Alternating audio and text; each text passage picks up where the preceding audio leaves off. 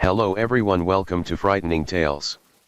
I know many of you enjoy listening to these videos as you fall asleep, so before you drift off I'd love for you to leave a comment letting me know where in the world you're tuning in from, and if you're enjoying the story don't forget to like and subscribe.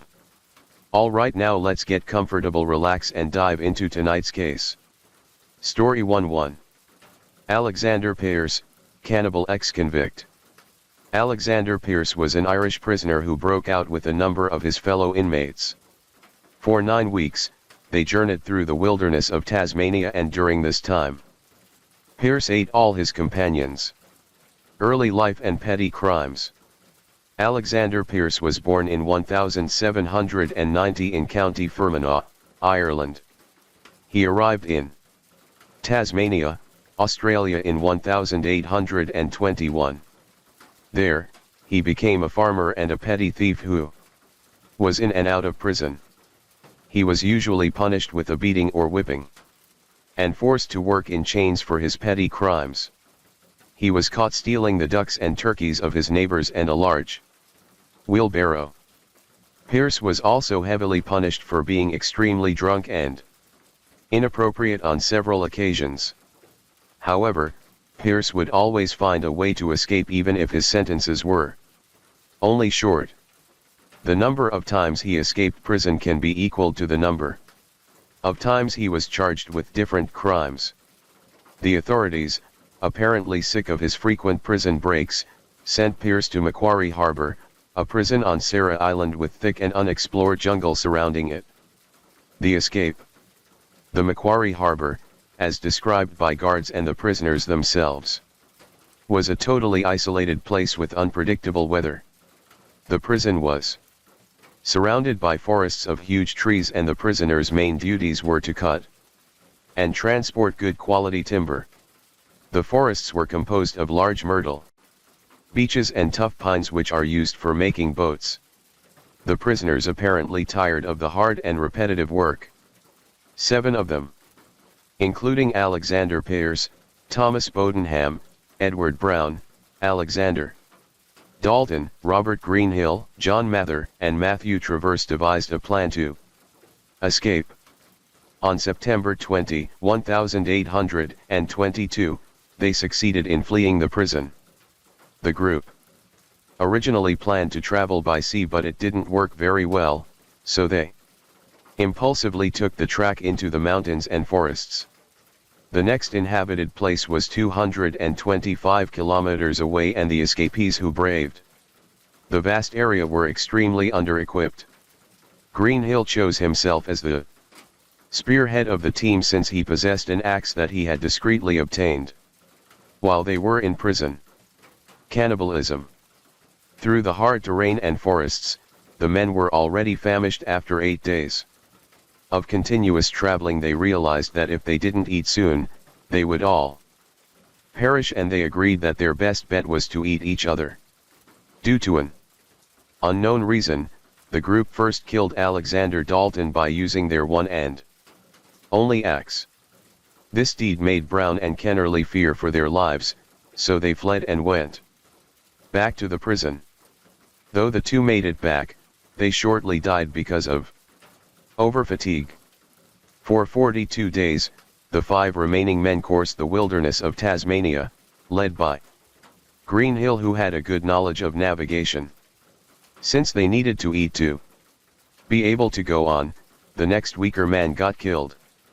Human flesh, unlike normal food, never satisfies hunger since it is only rich in protein and not carbohydrates, the nutrient that provides energy. The team's cannibalism continued, and the killing did not cease until only 3 men were left: Greenhill, Pearce and Traverse. The men first cooked the severed body parts, intestines, and other internal organs of their companions. However, as time went by, they found the food preparation tedious, so they decided to eat them raw. At this point, Pearce thought that he was next, since the 2 other men, Greenhill and Traverse, seemed to have formed an alliance.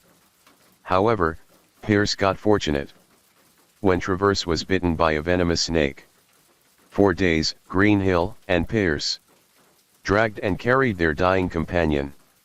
On the 5th day, Travers finally begged them to kill him, and both men killed him in his sleep with the axe. They brought Travers' flesh with them, to aid them in their remaining days of travel. With only 2 men left, Greenhill and Pierce had a sleeping challenge. Both were sure that the one who slept would be the one who would certainly be killed. After 8 days, Greenhill finally fell asleep, and Pierce did not lose the chance to grab the axe and chop off his companion's head. For several weeks, Pierce continued to travel through the terrain, and he eventually reached an Aborigine settlement. There, he stole food to sustain himself. As he saw sheep, he knew that he had finally reached the inhabited districts. Luck was on his side when he came upon a shepherd whom he knew. He lived in the area for a number of months, where he commenced robbing livestock from farms. He was eventually spotted and was recaptured after 113 days of being free. Upon his return to the prison, he confessed about the cannibalism of his group.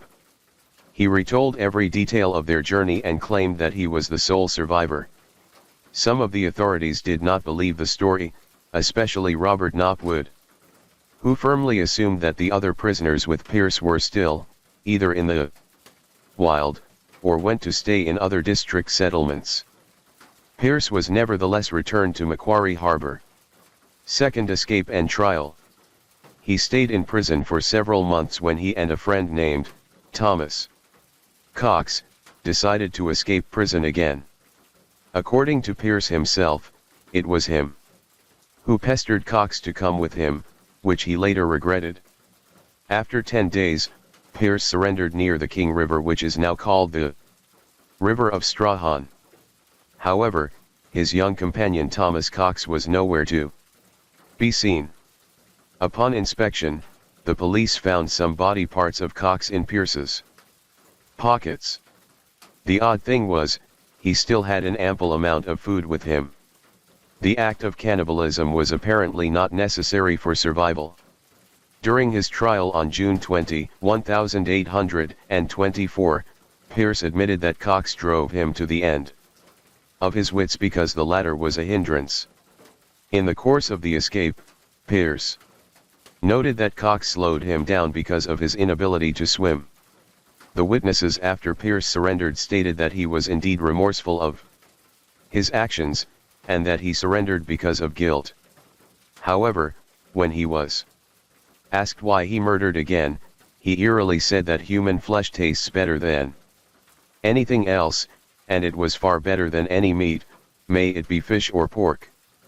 Pierce was found guilty of murdering Cox and was given a death sentence.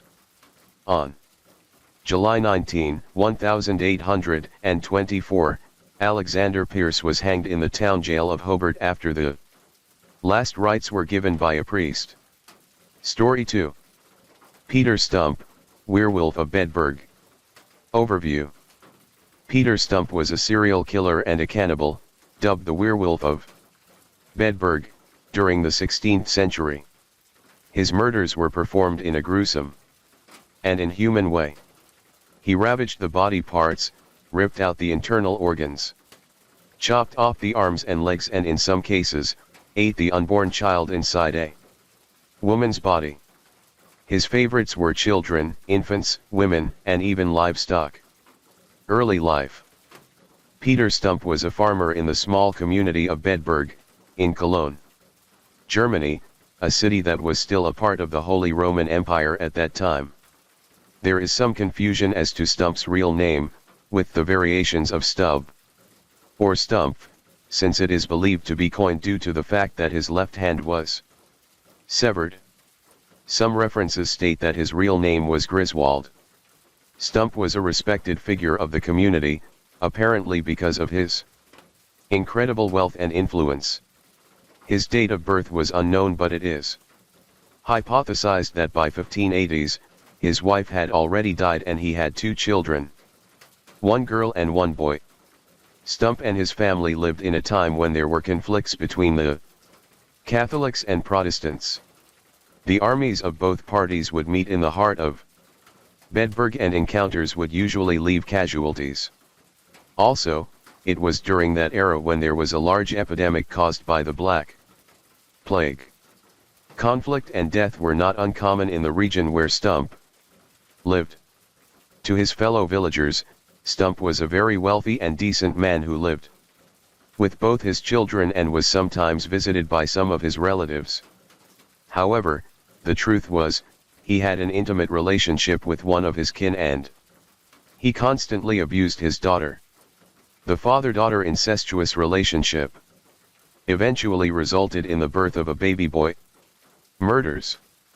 Despite the frequency of death and devastation in the area, one specific case arose the worry of the already anxious citizens. There were several deaths of livestock, especially cattle, and eventually, deaths of humans.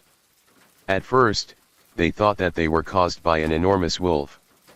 The guts were usually ripped out and the other body parts chopped up and even spread around in different places. For 25 years, Stump wore a wolf's skin above his head. Those who have seen a glimpse of him described him as a wolf-like creature with huge eyes, wide mouth, sharp teeth, massive paws and a large and strong body frame. The killings continued for years, and at some point, people would travel through towns in groups or in wagons laden with weapons. Sometimes, they would find severed body parts of the werewolf's victims in fields and forests. Stump's attacks were varied and he seemed not to care if his prey was an animal or a human. His victims were 1. Livestock. Stump seemed to have taken a liking to cattle and cows. The farmers feared for the life of their livestock, because they would often randomly find their cattle dead in the fields. The cattle would lay on the ground, mutilated and viciously ripped open by some large and savage creature. Smaller animals, like lambs and calves, were usually ripped open and apparently devoured raw, since their organs were often missing. The attacks lasted for years and years. At first, they suspected the attacks were from a large pack of wolves, but they never thought that a human, Peter Stump, was capable of the deeds. His attacks on the livestock were believed to have fueled Stump's desire to murder people, too. 2 men and women. Stump murdered both men and women, but more of the latter. For young women, he first raped and abused them before he took their lives. Stump would then tear them apart. One case involved the killing of 2 men and a woman who were strolling outside the city. Stump was crouched behind the dark bushes which completely hid him. He then pretended to call for help. The young man came to his aid, and when he did, Stump forcefully smashed his head with a large rock. Curious why his friend still hadn't returned, the other man went behind the bushes where he too was killed. The woman, who was shaking with fear, tried to run away but to no avail. She was also killed, but her body was never found, unlike the other 2. Some hypothesize that Stump might have raped then killed the woman. On why her body was never recovered, it is assumed that Stump ate her completely. 3 pregnant women. In the course of Stump's slaughters, he murdered 2 pregnant women. After killing the women, Stump slashed their stomachs open and ripped the fetuses out of their mother's body with his bare hands.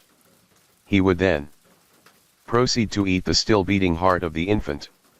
According to Stump himself, he liked the taste of the hot and raw hearts of the infants, and he described them as exquisite snacks. 4 children. When children disappeared from the farms and homes, their family would often assume that there was no chance that they would see their offspring alive. Dead children with excessively mutilated body parts were not an uncommon sight. Some of the children were never even found. The children were strangled to death, beaten, and their throats were ripped open by using bare hands, or claws, according to the villagers. Some of Their bodies had the stomach ripped open and their intestines and internal organs were partially eaten. In one case, one child was fortunate enough to survive the attack of the werewolf. According to her, she was just playing with her friends in the meadows among some cows and their calves when a large creature or man came after them.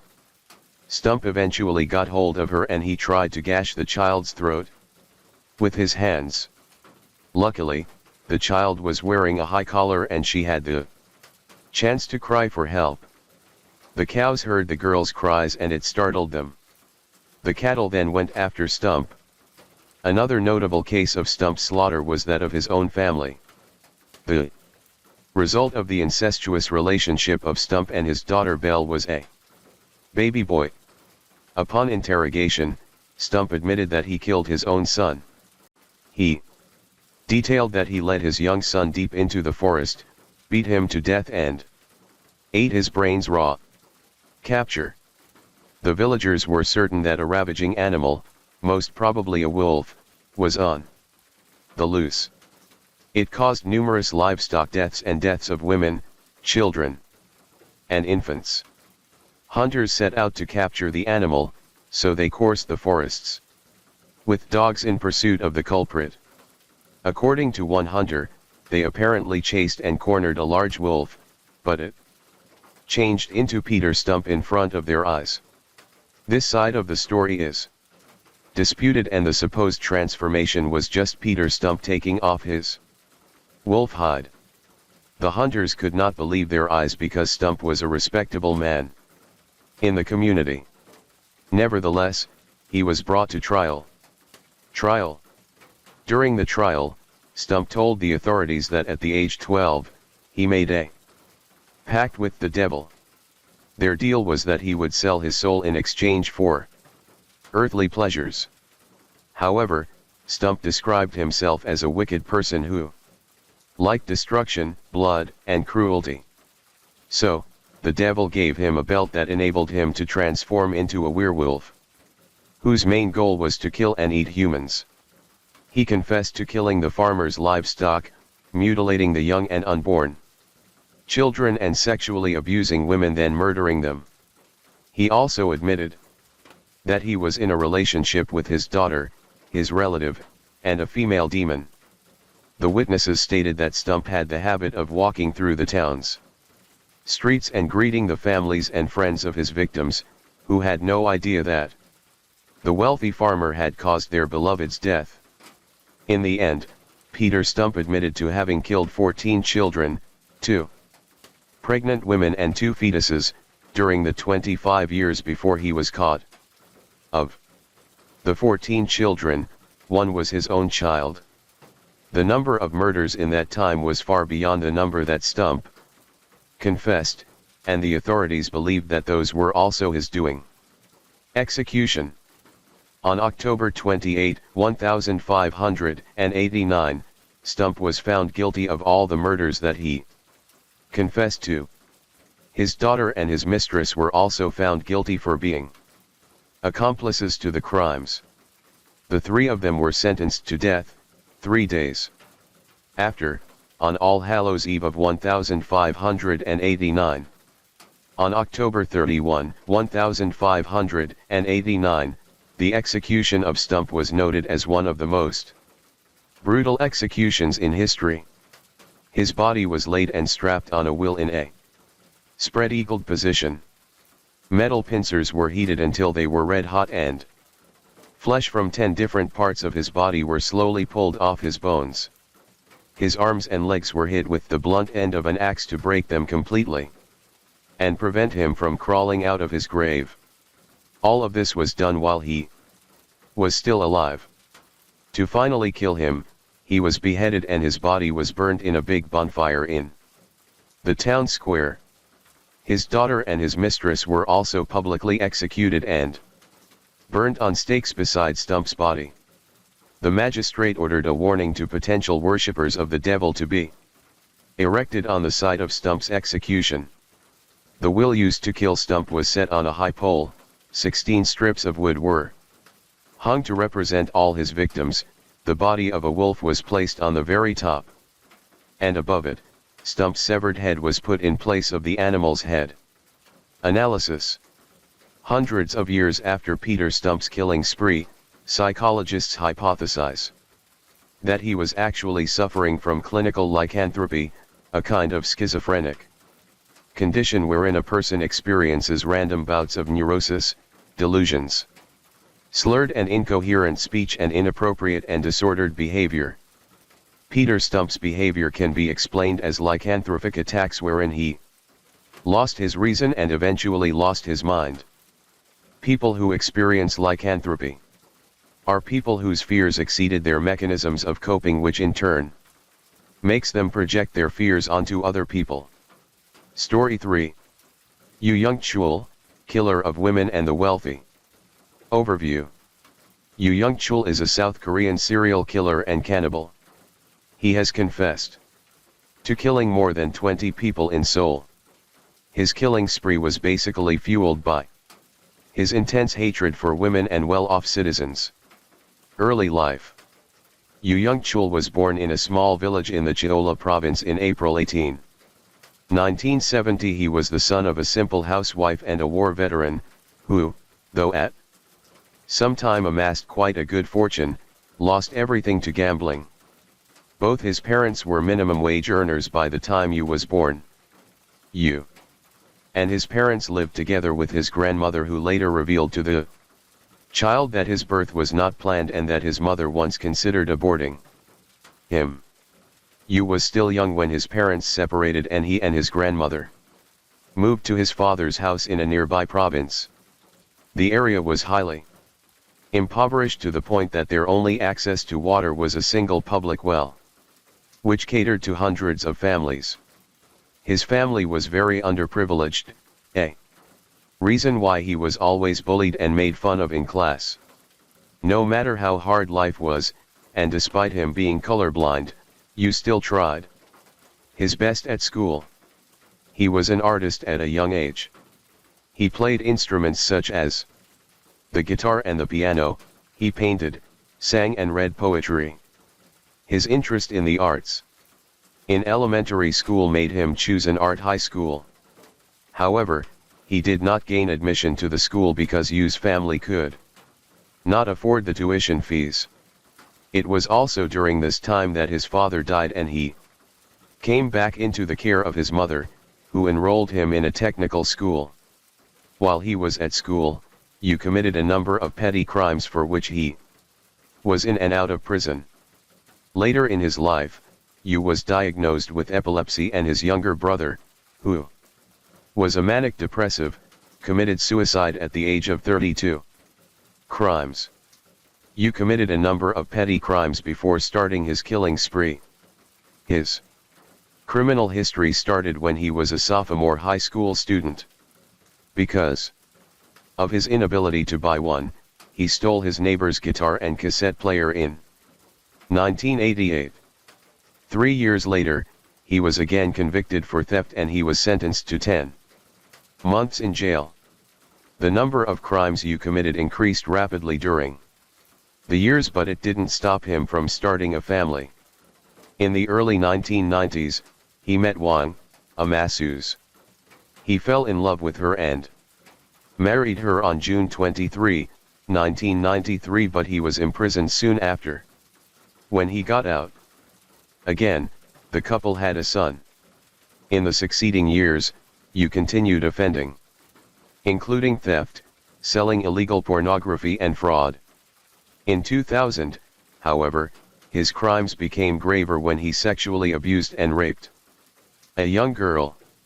Because of this, he was sentenced to 3 years and 6 months imprisonment. His wife, fed up with her husband and discovering his latest gruesome crime, divorced him later that year.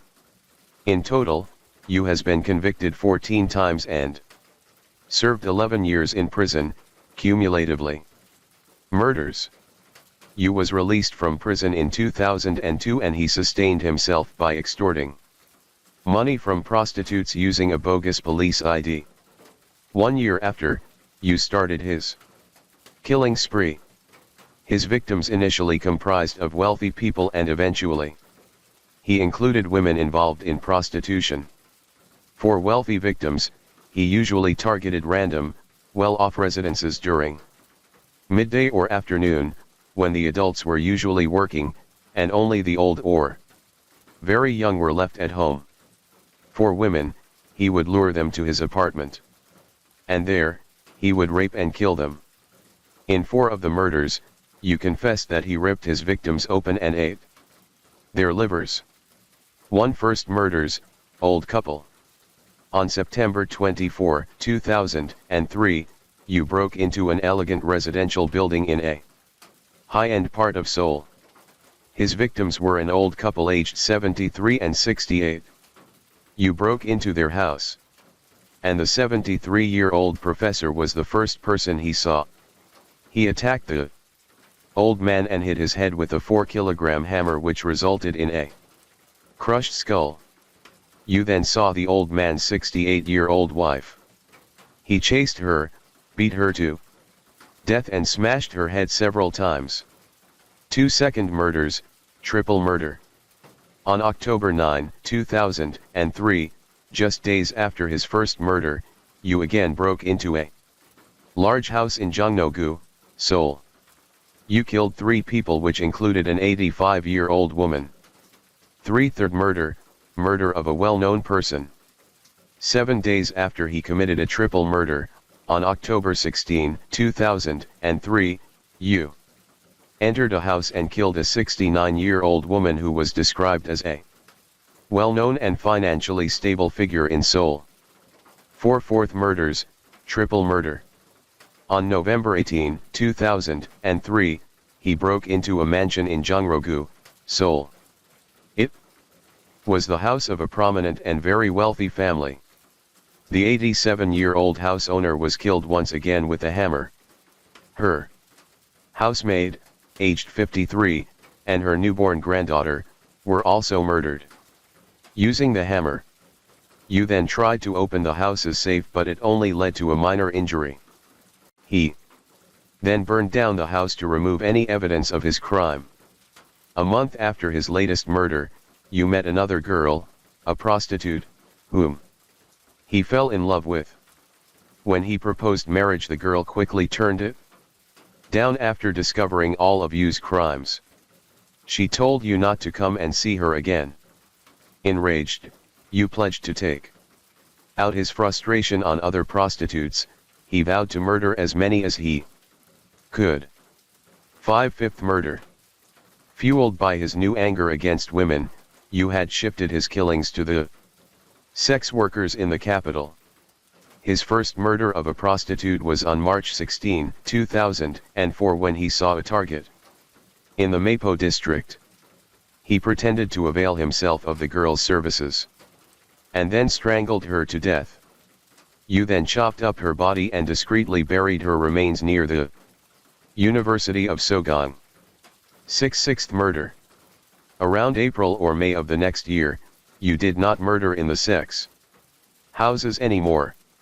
Instead, he lured another victim, a prostitute of around 20 years old, to his apartment.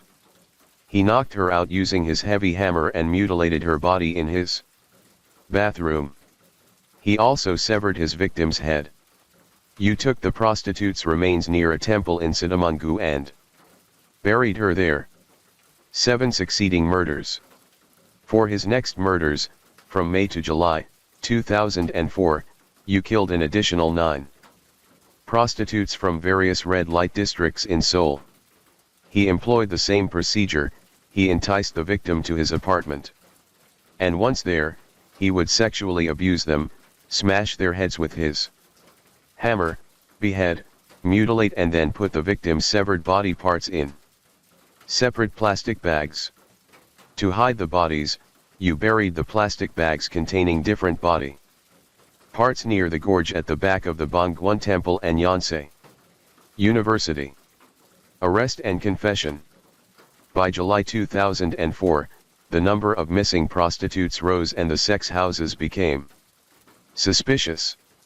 At the end of July, Yu entered an inn and requested an attendant for her service. He mercilessly beat the woman and was reported to the police. For a number of hours, he was chased down and he was eventually captured near Yeongdongpo. On July 15, 2004, when he was searched, a fake police ID was found in his possession. As he was taken into the custody of the police, Yu Young-chul confessed to 21 murders, his victims being wealthy, old people and sex workers. Trial. During Yu's trial, his statement included 21 murders initially, but he changed his statement at the next hearing. He told the authorities that he lost count of the number of people that he might have killed, since according to him, there were too many. In fact, Yu stated that if he hadn't been caught he would not have stopped killing people, even if he reached 100. According to him, the media was underestimating his ability, saying that he had killed too many people, but from his viewpoint, he was just starting out. He admitted having committed acts of cannibalism where, in 4 cases, he ate his victims' livers. Yu told the court that he enjoyed eating their internal organs raw since it had a positive effect on him and that it cleared his mind. The court was contemplating if they should enforce the death penalty in Yu's case. Surprisingly, Yu agreed to the initiation of the capital punishment. He said that he did not deserve to live and it would be unfair for humanity if people like him existed. Yu led the police to where he buried the bodies of the girls that he had murdered. They unearthed numerous plastic bags containing body parts of approximately 11 women. Grudge for the wealthy. Throughout Yu's trial, his grudge for well-off citizens was apparent. His targets were usually wealthy and renowned people in society, and he seldom stole from them. Yu would just break into their houses, usually mansions and high-end residential buildings, during midday, and kill those living there. According to the psychiatrists who analyzed Yu's case, it was the criminals' way of getting even with society and the government, whom he blamed for the hardships and the poverty that his family went through.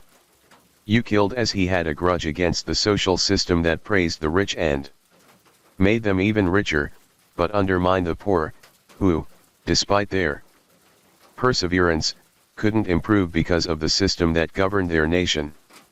Because of the lack of attention regarding this problem, Yu decided to take the matter into his own hands.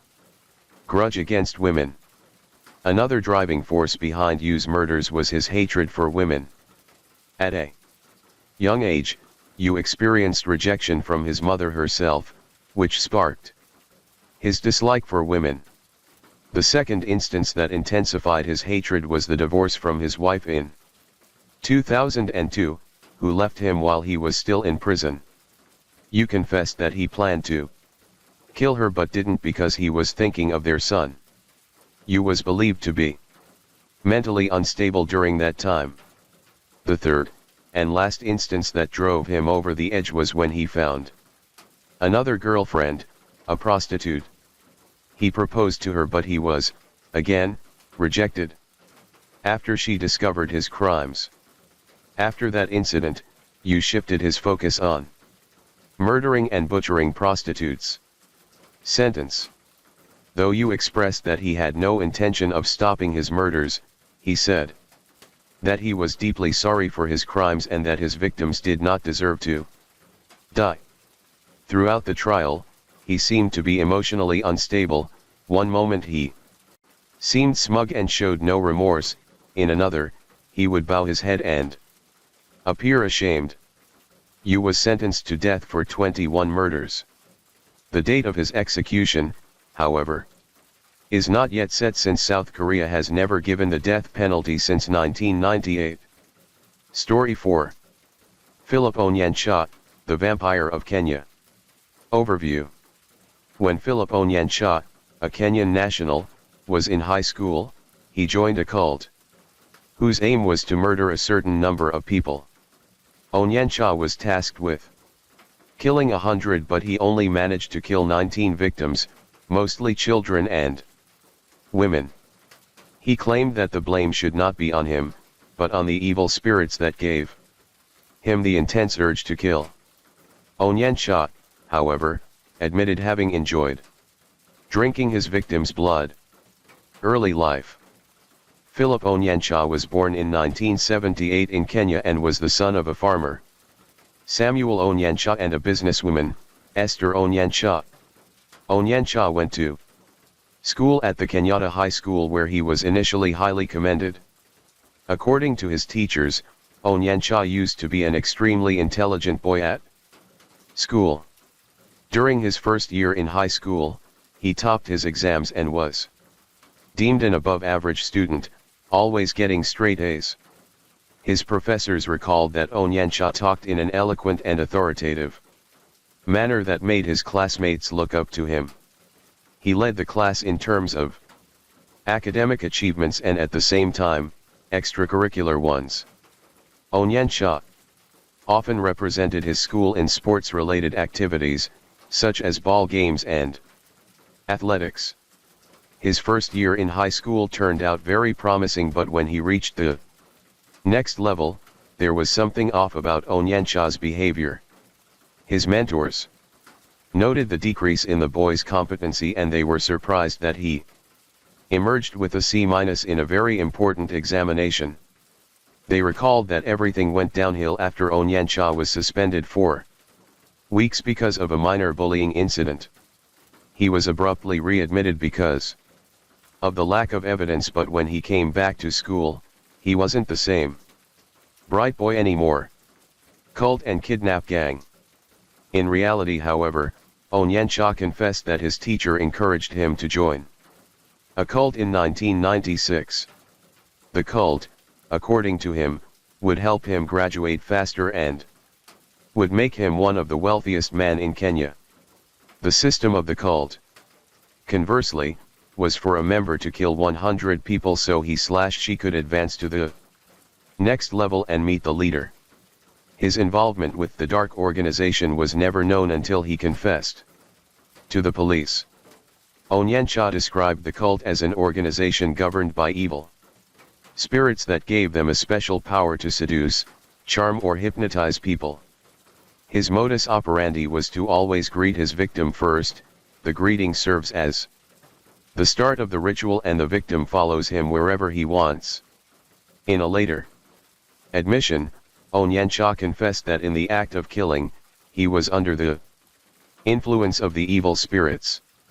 However, he did not know or see any other member of the said organization. Apart from being a part of a cult, Onyansha also claimed to be a member of a gang who kidnapped people and demanded a ransom from their families. In some cases, their group would kill the victim but still demand a payout. His secret life as a kidnapper and a cult member went unnoticed, since he was employed as a security guard who moved from station to station. His previous employer even commented that Onyansha did not display any suspicious behavior during his service for the company. However, the truth was Onyansha killed every time he was designated to a new service station. Murders. Overall, Onyansha admitted to killing 19 people in Thika, Karen, and nearby towns. His victims were usually women, the weaker sex, according to him, and children, both powerless under his supernatural abilities. Onyansha lured his victims to a secluded place, murdered them, mutilated them, and sometimes bit their necks and sucked their blood dry. 1 Random women. 1 Catherine Chelengat. Catherine Chelengat was a worker in a water company in the suburb of Karen, Kenya. She was last seen near her relative's house early in November 2008. According to her relatives, she went out around 9 p.m. and that was the last they saw of her. For months, her family went looking for her, but the police had no leads on her whereabouts. It was 3 months later that a man called her family demanding 30,000 Kenyan shillings in exchange for Chelengat's safety. Her family begged the kidnapper for more time since they did not have that larger sum of money at that time. When they paid half of the ransom money, they were never contacted by the kidnappers again. 2 years after Chelengat went missing, Onyencha led the police to the crime scene where he had performed the gruesome murder. According to him, in November 2008, he lured a woman unknown to him to one of the department stores in Karen. Onyencha, then a security guard in the water company where Chelengat was an employee, greeted the woman and told her to follow him. They went inside the department store and he led her to the stairs up to the roof. He said that the woman did not appear suspicious and blindly followed him. In the small ceiling compartment, Onyencha strangled Chelengat to death with his bare hands. He then bit her neck and sucked her blood. As Onyencha led the police to where he stashed the body, the police found a woman's body in an advanced stage of decomposition. The employees in the establishment were astonished that they never noticed a decaying body just above their heads. Onyencha told the police that he was definitely certain that the body would not be found. 2 unknown women found on Riverside Drive. Also in 2008, Onyencha was stationed as a security guard in the compound of a European diplomat in Riverside Drive, Nairobi. He murdered another woman in the premises of the compound. According to him, he just saw the woman walking along the road, shook her hand and led her in. There, he murdered the victim and sucked her blood using his own mouth. He then disposed of the body in the septic tank of the compound. When he told the police to check the tank, they found the skeleton of the woman along with her purse and other personal belongings. 3 unknown women found near Gakura Road. Onyencha murdered another woman in a lodging in Gakura Road, Nyeri, Kenya. He claimed that he lured a random woman he met on the street into the lodging house around midnight. He even negotiated with the employees of the place to mark down the price of the room. According to him, he did not sexually abuse the woman. All he did was strangle her to death and drink her blood. Onyencha left the corpse in the room and fled before daybreak. 2 prostitutes. 4 prostitutes murdered in different lodgings. Onyencha also targeted sex workers and his modus operandi was to pretend that he was a client seeking their services.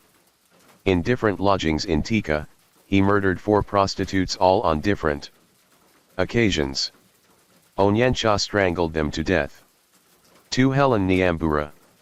Nyambura was a prostitute that Onyencha invited to a lodging named Ruambogo Lodging.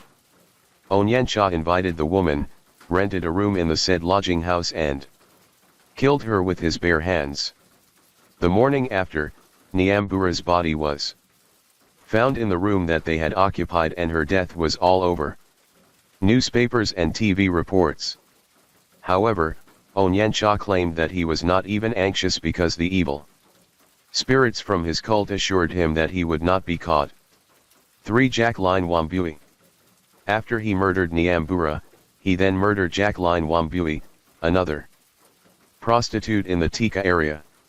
Her body was found in the suitable hotel but the police had no leads on the suspect at that time. 3 children. 1 young Nathan Baraza and an unknown female teenager. While working as a security guard on a local flower farm, Onyencha killed a 9-year-old boy, Nathan Baraza, and a female teenager whose identity is not known. Upon a search of the area, the police found the boys and the girls' remains, along with their belongings. Baraza's sandals were recovered in the area, and they were positively identified by his mother. According to the boy's family, he was last seen watching a ball game near the flower farm.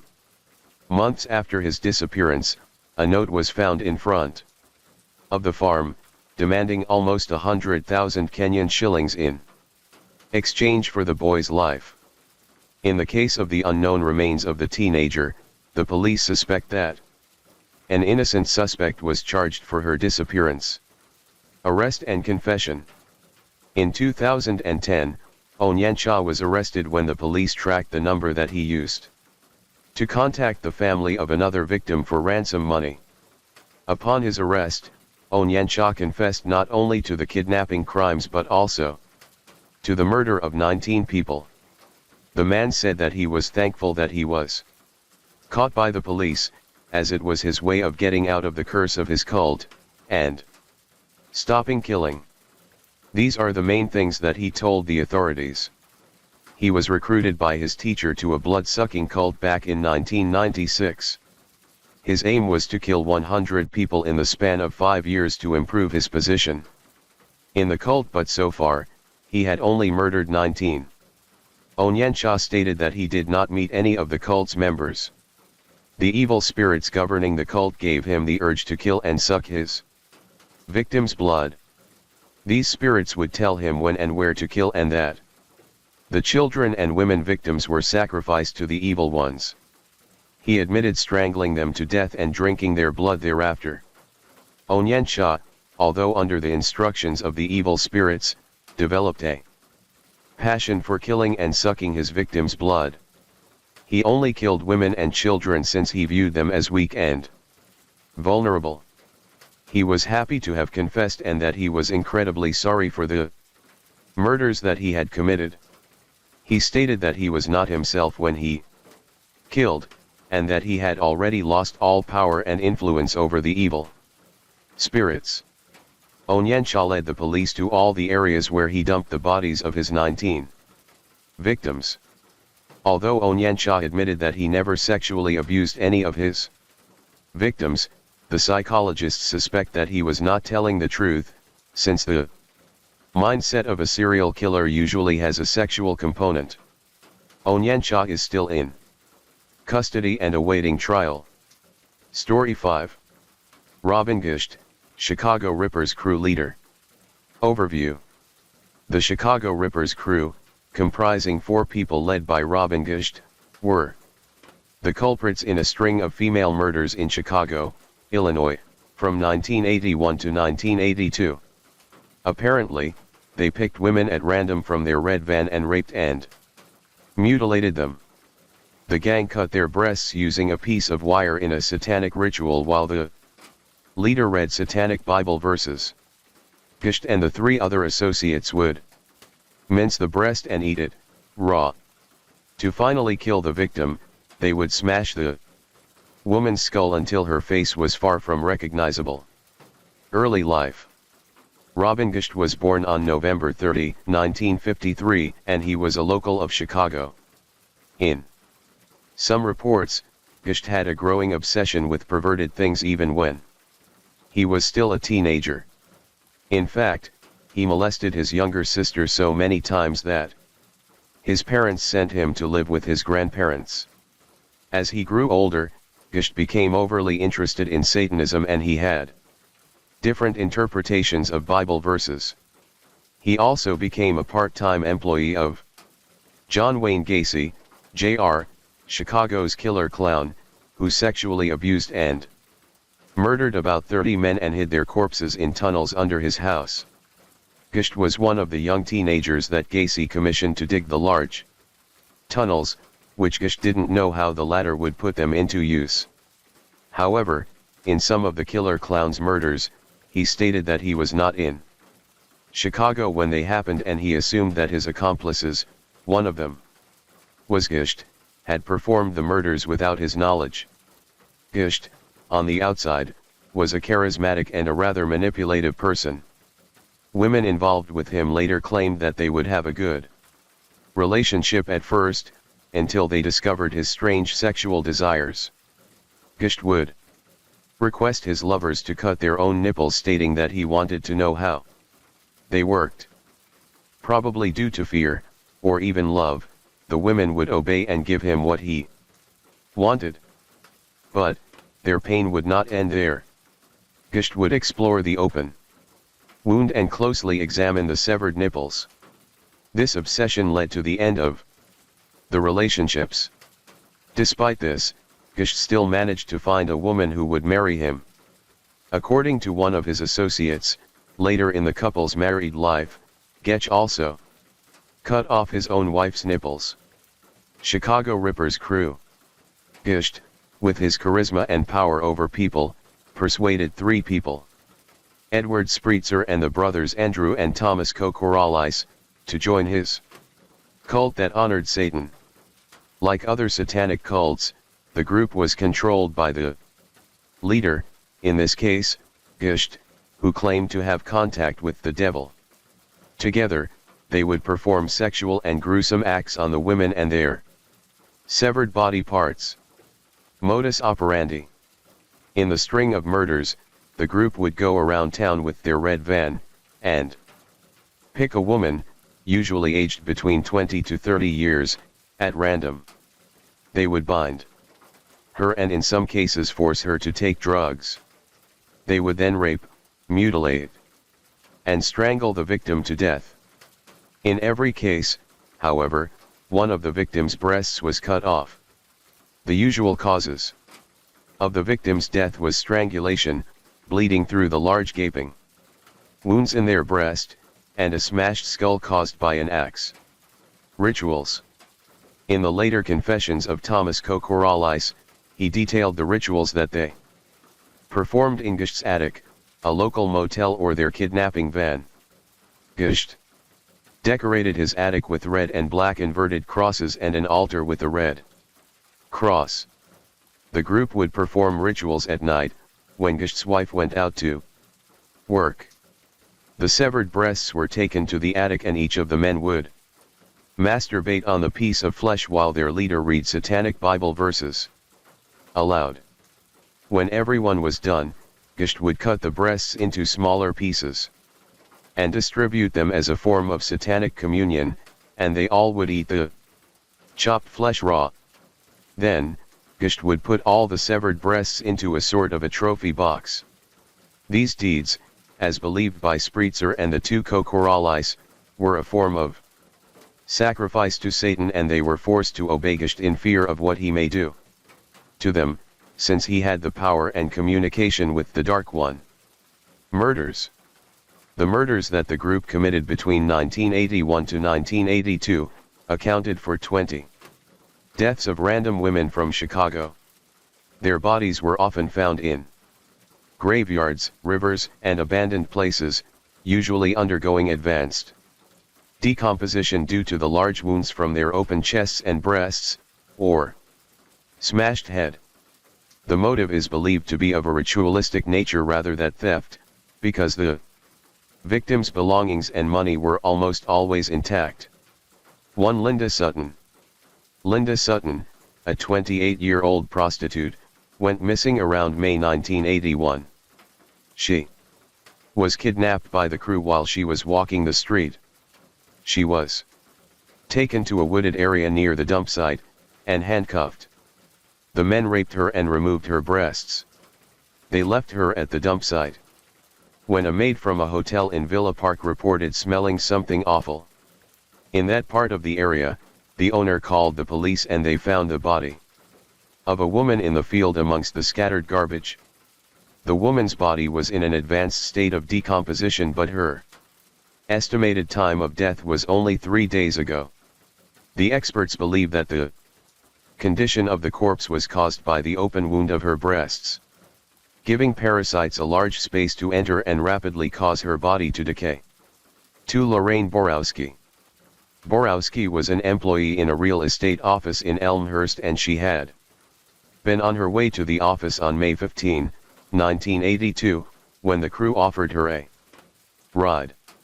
She refused, and 2 of the men grabbed her and dragged her inside. The gang took her to a motel where they gang raped her. She was bound and a wire was placed around her breast. As the wire tightened, it slowly pierced through the woman's skin until the breast was finally cut off. According to Spreitzer, their leader was so aroused at the sight of the severed breast that he performed sexual acts on it. When Gisht was done with the breast, he smashed Borowski's head in with an axe which instantly killed her. Borowski's body was found in a cemetery near the motel, 5 months after her death. She was beyond recognition, her remains were almost completely decayed so that the cause of death could not be determined. 3. Shui Mak. Shui Mak, a Chinese national, disappeared on May 29, 1982, when she was on her way to her family's restaurant. The crew offered her a ride and took her to a woodland area. They raped her, sliced off her breasts with a wire and strangled her to death.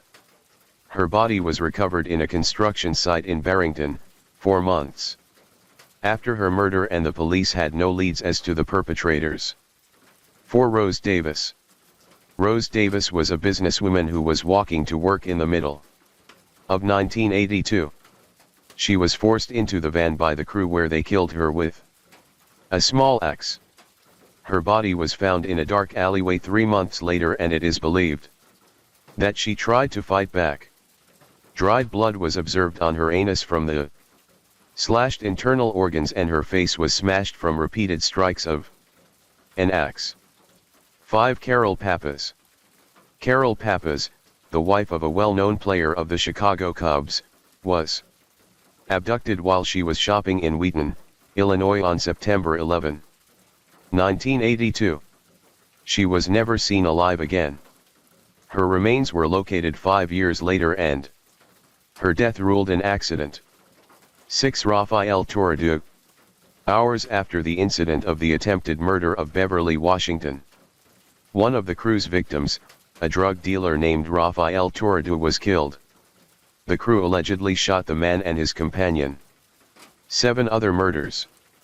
There were a number of other murders that Getch's followers confessed to in court.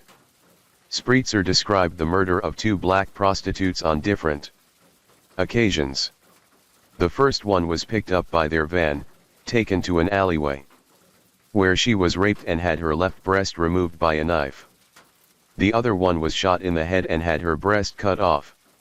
She was then handcuffed, chained, and was thrown into a river with bowling balls to keep her weighed down. Some murders would be done by battering the victim's head in with an axe or a hammer. Gisht would force the 3 men to have sex with the wounds while the victim was still alive and screaming in agony. Other victims were tattered using a razor from head to toe. Survivors. There were 2 female survivors who lived to tell the tale of the crew's monstrosity. The first one was Angel York, who was abducted by the gang after Shui Mak, and the second was Beverly Washington, the gang's last female victim, who made it out alive. 1. Angel York. In her testimony, she claimed that a van pulled over and she was forcefully dragged into it. She was bound and raped multiple times. Also, she was instructed by one of the men to cut off her nipples so that she would be spared. When she did, the same man broke into an insane frenzy that made him stab her in the chest and masturbate on her wound. Gish duct taped the wound and instructed the other 3 to throw York out of the van. 2. Beverly Washington. On October 6, 1982, the police found Beverly Washington near a railroad track in Chicago.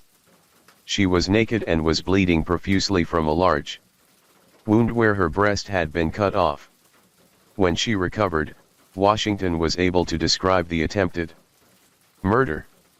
She was a prostitute, and when a red van pulled over to pick her up, she got into the back of the van and saw that the men had a shotgun pointed at her. Gisht urged her to get naked and perform oral sex on him. After that, she was handcuffed and given drugs. Before she passed out, she remembered a wire being held around her breast. Washington positively identified her captors and the van that they drove. The van was red and had a feathered roach clip hanging from the rear view mirror. Discovery and arrest. 3 weeks after Washington's statement, the police stopped a red van and sure enough, Edward Spritzer was driving it. He told the police that the van belonged to Robin Gisht and they raided his house. Washington's descriptions fit the image of Gisht, but the man denied all knowledge of the crimes.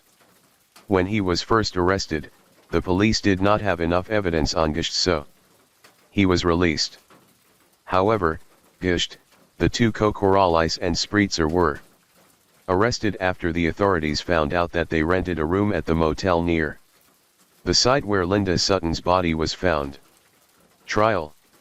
During the trial, Andrew and Thomas Kokoralais and Edward Spritzer confessed to being part of Robin Gisht's cult that killed women and cut off their breasts as a sacrifice for Satan. They admitted to performing rituals where they masturbated on severed breasts and ate them raw. They also confessed to participating in several murders of random women that they had picked in their van. However, their alleged leader, Robin Gisht, insisted on his innocence and even denied that he was good friends with the three men. He remained tight-lipped all throughout and never admitted to any of the murders. Despite the eyewitness evidence, the authorities could not produce enough solid evidence of the murders against Gisht. So he was only sentenced to 120 years in prison for the attempted murder, rape, battery and armed violence of Beverly, Washington. Gisht was never charged with murder and he will be eligible for parole in 2020. Meanwhile, the other members of the crew confessed to the crimes. Thomas Kokoralais was given a life sentence for murder. His brother, Andrew Kokoralais, was sentenced to death for the murder of Borowski, and he was the last man to be executed in Illinois, on March 17, 1999. Edward Spritzer was also given a death sentence, but his case was done after the moratorium for execution was enforced. He was charged for the murder of 3 women and the drug dealer and is to serve a lifelong sentence. Story 6. Chijin Family, Korean Cannibal Gang. Overview. The Chijin family was a gang of criminals that held a grudge against the rich. And they had a very odd way of punishing them. They murdered and ate the flesh of their victims, who were usually rich customers in department stores. Background. The Chijin family was not a family in the strictest sense. They were a group of men, led by Kim Ki-won, a prisoner who had been released from prison after serving his sentence. Kim did not receive any formal education and was a petty thief that had been in and out of prison since he was young. Kim Ki-won held a great grudge towards the rich and the society that made poor people like him suffer while continuing to make the rich people even richer. After his release, he decided to recruit a number of people that, like him, shared the same hatred for the rich and their society. Over time, he gathered 6 members of his gang, which he later named Chijin Family. The group was composed of ex-convicts, his friends when he was in prison, and unemployed workers who blamed their status on the rich who extorted what little money they had. Modus operandi. Initially, the Chijin family would kidnap rich people from high-end areas of Seoul. They would obtain money from those they abducted under duress. This modus operandi lasted for about a year until they decided to devise a more systematic approach to pouring out their rage upon the wealthy. The gang wanted to obtain a list of some of the wealthiest people in South Korea's capital. In the end, they were able to get hold of the mailing list of the exclusive customers of the Hyundai department store by blackmailing one of the establishment's employees. At the list was the business top 1,000 customers who paid for their purchases with numerous credit cards. The group would randomly pick a name and choose their next victim.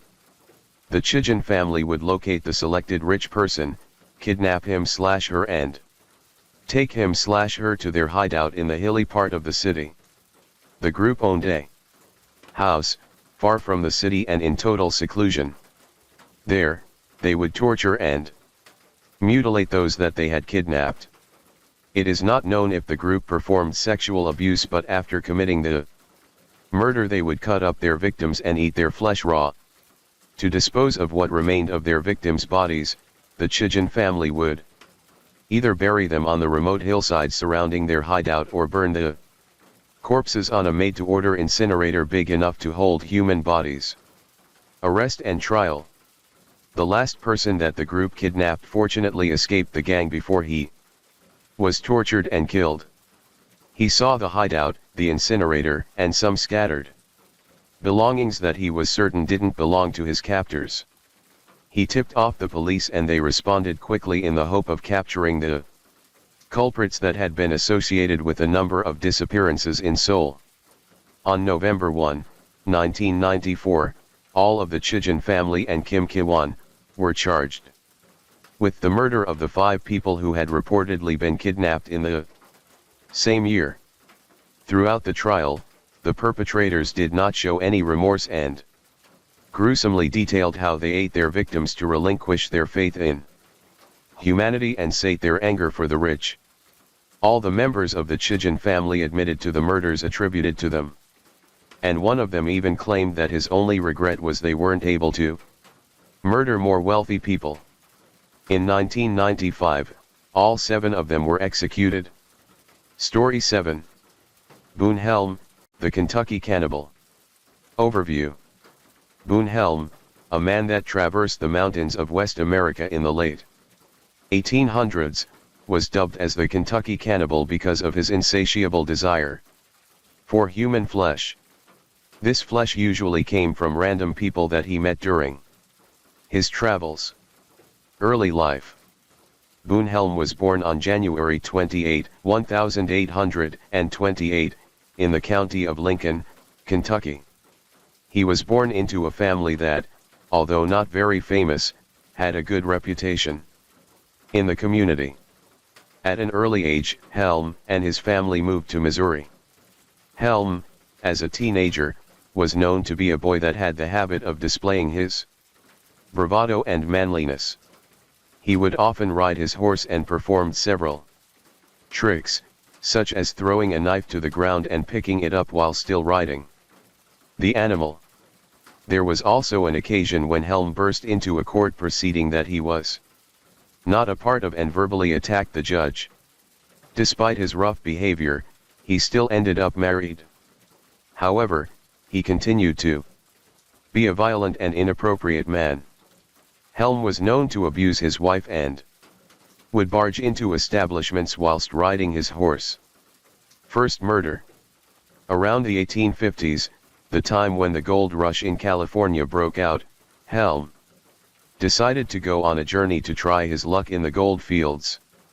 He frequently physically abused his wife and he was a constant drain on his father's purse, so the decision to leave home was an easy one. Helm encouraged his cousin, Little Barry Shute, to accompany him on the trip. Shute initially said yes, but in the end, changed his mind. The sudden change in plans angered Helm, which led him to commit his first murder. He repeatedly stabbed Shute until he died. Helm was subsequently tried, but his behavior during the trial led the authorities to assume that he was not in his right mind and that he was suffering from a mental disorder. He was charged with murder, but instead of spending his sentence in prison, Helm was sent to a lunatic asylum in California. During his stay in the asylum, Helm would trick the guard into allowing him to walk into the woods for him to clear and calm his mind. The guard, apparently having a soft spot for the seemingly insane Helm, would agree to his requests. On one occasion, however, Helm successfully escaped the premises of the asylum by beating the guard and escaping into the woods. From there, Helm fled in the direction of California and his original destination, the gold fields. Succeeding murders. Following his escape from the asylum, Helm frequently journeyed through the mountains of California. During his trips, Helm obtained firearms, a horse, and some of the basic necessities of a mountain man. During his journey, he would meet a number of random men and join their group, or somehow lead his own. In these short but rather unlikely companionships, Helm would always be the one to challenge the men he met along the way. They would fight, sometimes with their fists or with their guns, and wouldn't stop until one of them lay dead. It is not known how many random men Helm killed. Murder of the miners. On one of the routes Helm followed, he and another man he had picked up along the way, met 3 miners somewhere near the Keithley Creek. The said miners, who had already excavated a large amount of gold from the cave they had explored, were shot dead by Helm. The gold that the miners possessed was buried by Helm and his companion, and the bodies of the miners were left on the road. He was deemed a suspect by the local authorities and he fled to the northeastern mountains. Cannibalism of Burton. After some time, Helm again gathered a number of companions, all with the common goal of reaching Idaho. However, the group encountered a number of problems. First, they were attacked by a number of Indians and who chased them into unknown territory. Second, the weather never cooperated, as Helm's group encountered several strong blizzards along the way. Although they somehow came out alive, by the time they reached familiar terrain, all of their food had run out. The group gradually became fewer and fewer, the weak were left behind and only those with enough energy left continued the journey. Eventually, only 2 men were left, Helm himself and a man named Burton. According to Helm, in a later confession, both he and Burton were occupying an abandoned hut in the forest, but they didn't have any food left. While gathering firewood, Helm claimed to have heard a pistol fire. When he rushed back, he saw Burton's head had been blown to pieces. His companion had committed suicide. The authorities, however, suspected that it was Helm who actually killed Burton. Helm feasted on Burton's corpse, munching on the flesh of the man's extremities. When he was done, he chopped off the man's leg and carried it on his shoulder, a food supply that he kept for his next journey.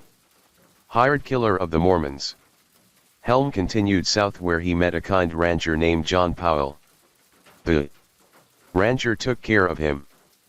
Powell gave him clothes, food, and shelter, but Helm did not appreciate any of this. He wordlessly left Helm's house and headed to the Mormon settlements. He eventually became a hired killer for the Mormons. They paid Helm to kill people that they wanted to get rid of in exchange for money. His name gradually made the list of the suspects for unsolved murders and he once again fled. Murder and cannibalism of succeeding companions. Driven back to the wilderness, Helm found himself once again on a journey similar to those he had undertaken years before. He was still in search of more gold in Florence. Here, he was believed to have murdered and cannibalized a number of his companions.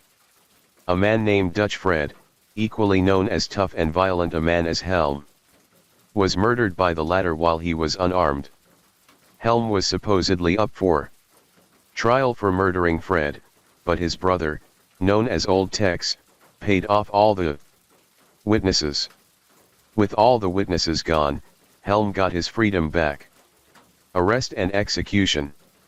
Helm continued to evade the law and he joined Henry Plummer and his gang in a string of robberies and murders. The group was eventually arrested and tried. They were all found guilty and Helm initially denied all the killings attributed to him. After being interrogated and even after Helm swore on the Bible that he had not killed anyone in his life, he eventually admitted to the murders in California and Texas. He also admitted to eating Burton's remains and confessed that if he were given another opportunity to eat human flesh, he would delightfully do so. Helm, together with Henry Plummer's gang, was executed in Virginia City, Montana, with around 6,000 people as an audience. At the execution, Helm apparently told the executioners that he was not afraid to die. When he was watching one of his friends about to be hanged, he told him that he'd be in hell too, after a minute. As the execution went on, Helm appeared to have gotten bored and jumped off the box to hang himself before his turn. Story 8. Nikolai Zhumagaliyev, the Metal Fang. Overview. Nikolai Zhumagaliyev was known for his unusual white metal, false teeth, thus the moniker Metal Fang. Later, however, Zhumagaliyev became known for killing and chopping up women, usually prostitutes, whose flesh and body parts were often served to his guests. Early life.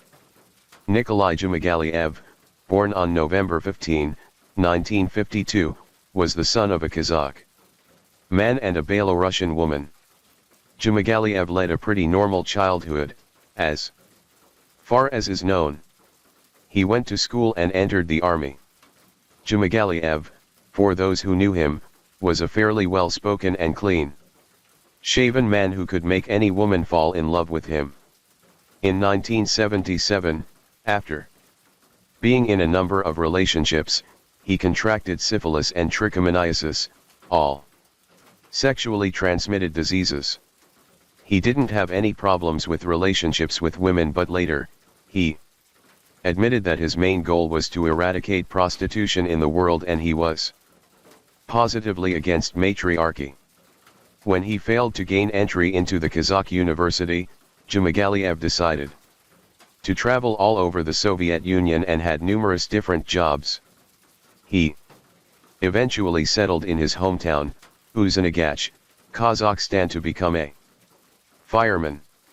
At some point in his life, he lost some of his teeth and a dental procedure was performed, giving him dentures of white metal. Modus operandi. Nikolai Zhumagaliyev was imprisoned for attempted manslaughter, but he was released in the late 1970s. It is believed that it was during this time that he started losing his sanity. Holding a certain hatred with women, the cause of this, though is not clear.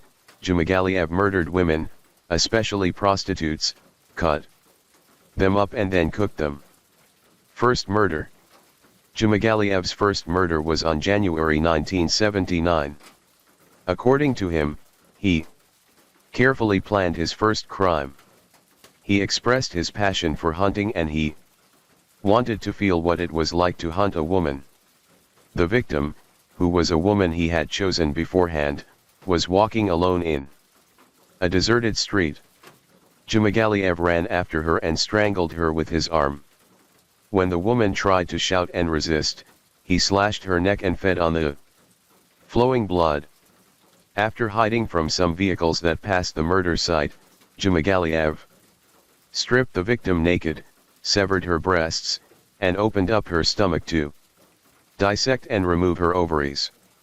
He continued to slice the body up and then put the chopped remains in his backpack. He then took the woman's remains home and made use of her body parts in the most gruesome recipe ever. Fat. He scraped the fat from the flesh and used it to fry his own food. Sometimes, even frying the woman's flesh itself in her own fat. Flesh.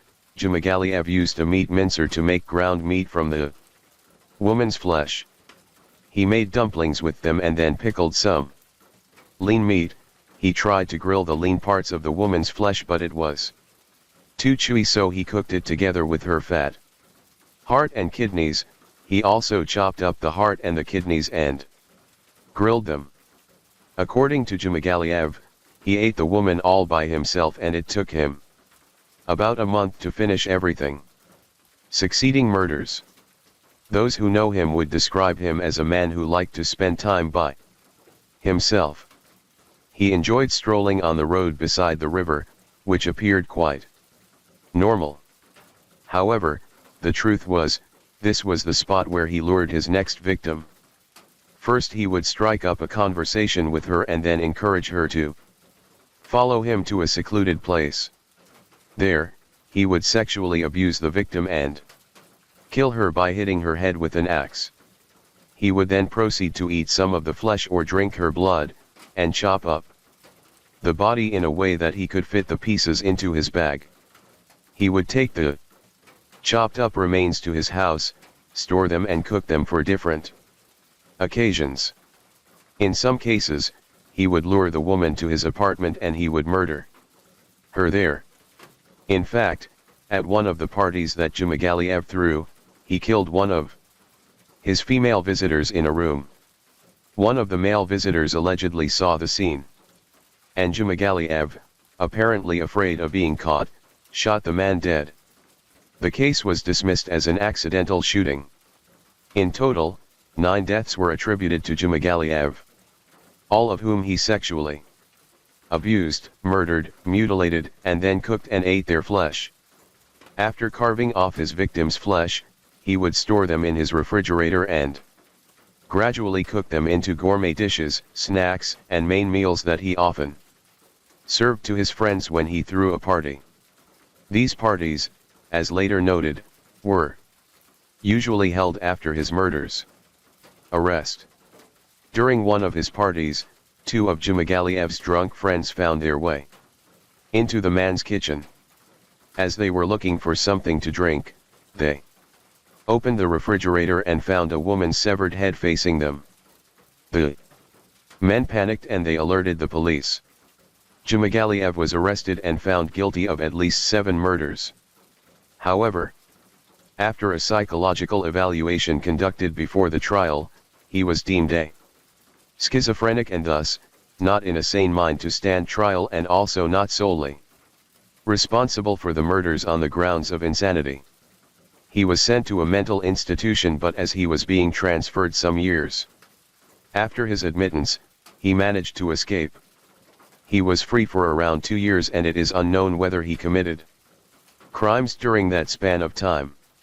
Zhumagaliyev was eventually recaptured in Fergana, Kazakhstan in 1991 and was taken back to the asylum. Story 9. Tamara Samsonova, Granny Ripper. Overview. Tamara Samsonova, an elderly pensioner living in St. Petersburg, Russia, was seen carrying large plastic bags out of her residential building on July 27, 2015. Though seemingly inconspicuous, the bags were found to contain the chopped remains of Samsonova's flatmate. On her arrest, it was suspected that she had probably killed, mutilated, and eaten 11 more people over the last 20 years. Life history. Tamara Samsonova, born on 1948 in Russia, used to be a hotel monitor during the Soviet era. Monitors, during that time, were actually KGB, a spying and security organization of the Soviet Union, prostitutes. Though prostitution was illegal during that era, Samsonova served as a spy in one of the most luxurious hotels in Russia, the Grand Hotel Europe. KGB prostitutes were tasked with collecting information about foreign guests entering the establishment. Her husband mysteriously disappeared in 2005, and when asked where he went, Samsonova would answer that the matter was very sad. She would say that her husband just left and disappeared. Later in her life, it is believed that Samsonova had been diagnosed with schizophrenia and had been in and out of a mental health facility for medications. Latest murder. Valentina Ulanova, aged 79, used to live a few blocks away from Samsonova's house. Due to her illness, she became partially paralyzed. Samsonova offered to take care of her friend and encouraged Ulanova to move into her 2-room apartment, which she always rented out. According to their neighbors, the two lived rather peacefully until the last week of July. Samsonova claimed that she and Ulanova had an argument one night in July 2015, because the latter had offended her. The Ulanova's offense, however, was only her failure to wash the teacups after they both had tea. When Ulanova was about to go to bed, Samsonova forced her to swallow a handful of sleeping pills. She then cut Ulanova, who was still alive but knocked out, into 8 pieces using a handsaw and a knife. Ulanova was brutally sawed and chopped up. Her extremities were put into different plastic bags, her torso and hips were packed separately and her head placed in her favorite saucepan. On the night of July 27, the neighbors noted seeing Samsonova carrying out around 4 black plastic bags and a saucepan. Thinking the bags only contained garbage, they didn't take any notice of the incident. Her actions were captured by the CCTV camera of the building. 3 days later, one of the residents of the area was walking his dogs around the neighborhood. His dogs went straight to the plastic bag lying near the garbage area of the park, near the pond. He thought the bag only contained chicken bones, but he was shocked and terrified to see a chopped off leg. He alerted the police and later, the upper torso, which was wrapped in a shower curtain, was found yards away from the first body part. Shortly after that, the plastic bags containing the lower torso, hips, and thighs were recovered. The bags containing Ulanova's body parts were found in different parts of their neighborhood, but it is not known where the head went to. Investigation. The identification of the body parts successfully pointed to a certain Valentina Ulanova, an elderly woman who recently moved in with the Tamara Samsonova.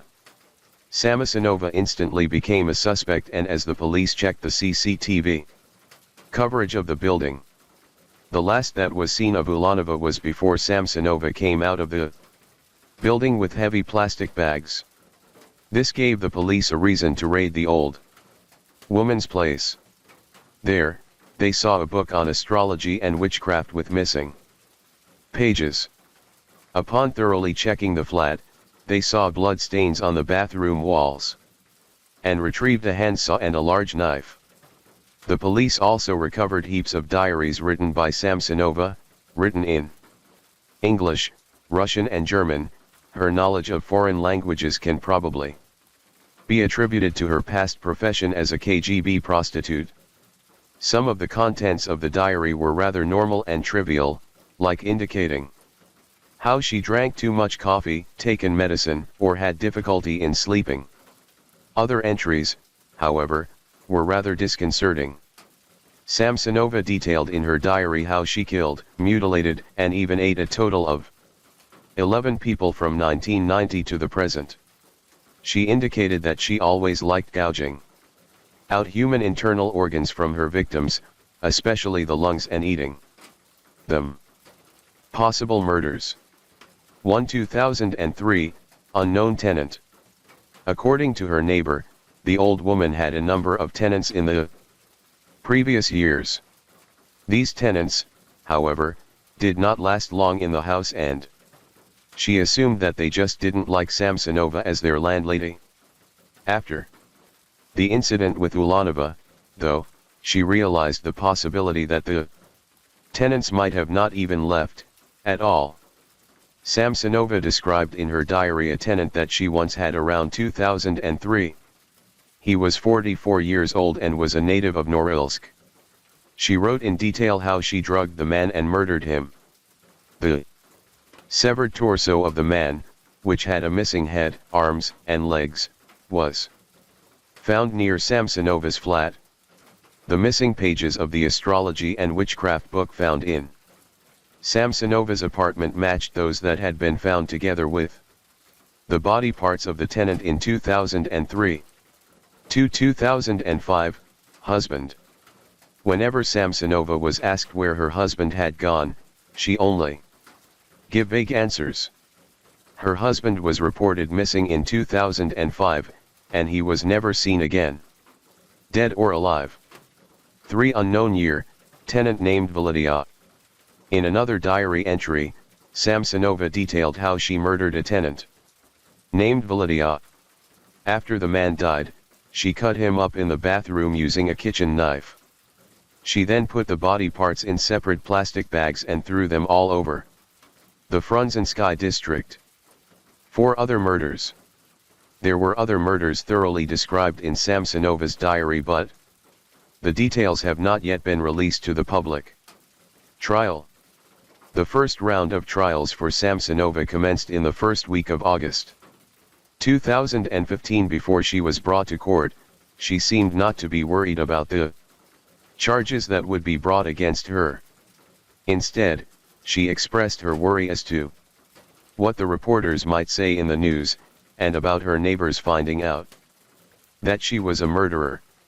A number of inappropriate behaviors from the old woman have been noted. She wanted to leave in the middle of the court proceeding, saying that it was too stuffy, and she even blew a kiss to the reporters, all smiles. She then claimed that she was ready to go to court, and she has been prepared for years. She told the journalists that everything was deliberately done, and the last murder was to close the chapter. When asked by the court judge what she thinks about being arrested, she claimed that it was up to him, since she was guilty and of course, she deserved punishment. When Samsonova heard that she was to be held in custody, she seemed delighted and clapped her hands. Story 10. Lino Renzi, I cooked my mother. Overview. Lino Renzi has always been considered insane. However, after leaving the mental health facility for a number of years, nobody thought that he would kill, mutilate and cook his own mother. Life history. The earlier life of the 45-year-old Lino Renzi have not been documented, but it is known that he had been in and out of an Italian mental health facility for a number of years. A month before he allegedly murdered his own mother, Pia Gariglia, Renzi had been released from the asylum and was to take prescription drugs to aid in his recovery. Murder. On the night of July 20, 2013, Lino Renzi and his mother had a large argument over something that he could not recall in the later court proceedings, possibly due to his unstable mind and insanity.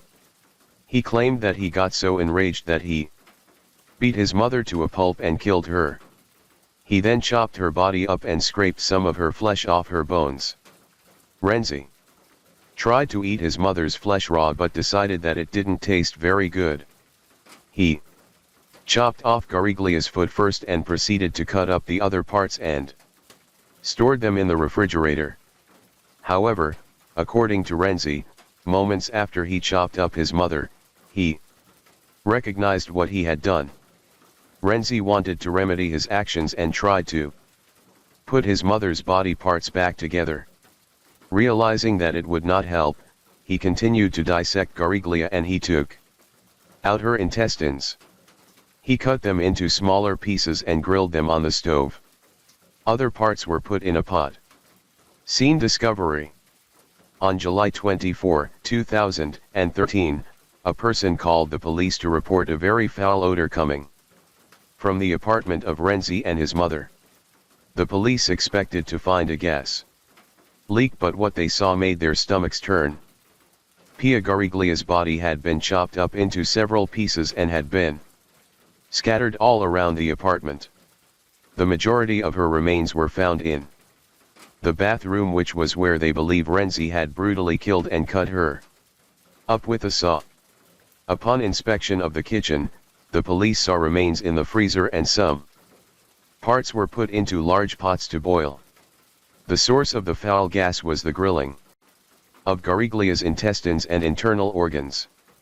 The saw used to cut up the woman's flesh was also found in the bathroom, and prescription drugs were found in the kitchen counter. Lino Renzi was found in his own bedroom, completely naked and in a dazed and confused state. He was instantly taken into custody by the police. Investigations and the autopsy revealed that Gariglia has been dead for 3 days after the discovery of the crime. Investigations and trial. Immediately after the discovery of Pia Gariglia's remains, the police had two theories: that the old woman had died of natural causes and Renzi was at a loss as to what to do, or Renzi was the sole culprit and that he killed his own mother. Before he was scheduled for trial, Renzi was sent to a mental facility for evaluation. He was also subjected to a stool examination to determine if he had indeed eaten his mother's flesh. In the December 3, 2013 trial, Renzi gave incoherent statements and gibberish claims, but at some point he admitted that the death of his mother was not due to natural causes. He stated that they got into a fight which led to the violence and later made him kill and mutilate her. He also gave gruesome details of how he cut up his mother's body parts, stored and attempted to boil and grill them. To strengthen the evidence, the stool examination proved to be positive for Pia Gariglia's DNA. In the end, Renzi tried to plead for his life, claiming that he would mend his ways, take his medicines and even call on Pope Francis for help. At present, Renzi is still in the custody of the police and the supervision of psychiatrists. The matriarchal cannibalism of Renzi, if confirmed, will be the first in Italy. Story 11. The woman in the case. On a sultry August afternoon in 1903, a dapper, if somewhat anemic, young man entered the Broadway store of Rogers, Peet and Company, in New York City, and asked to be allowed to look at a suit of clothes.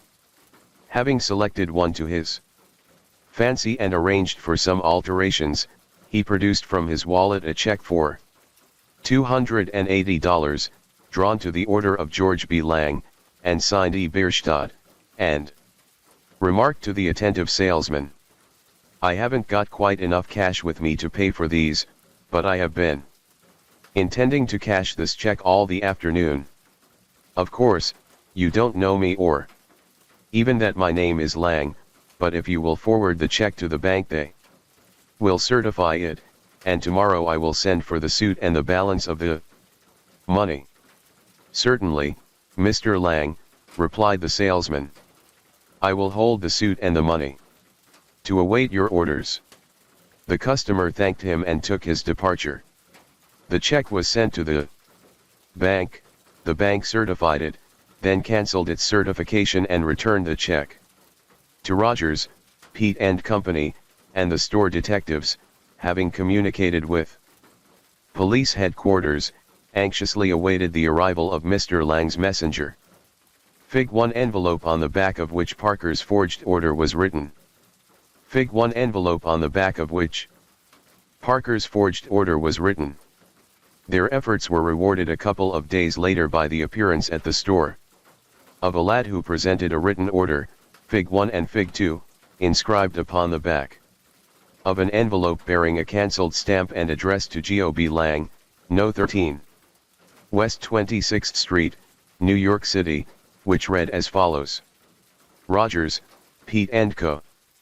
Please give to bearer the clothes I purchased on Tuesday, suit pants S coat. And also kindly put change in envelope in inside coat pocket. Trusting the alterations are satisfactory, and thanking you in advance for the favor and for past courtesies, I am RESP yours, Geo B. Lang. Fig 2 Parker's order on Rogers, Peet and Company, in the name of Lang. Fig 2 Parker's order on Rogers, Peet and Company, in the name of Lang. The boy was immediately placed under arrest, and after proclaiming his own innocence and vociferating that he was only doing an errand for a gent, who was waiting close by, was directed to return with his bundle as if nothing had occurred.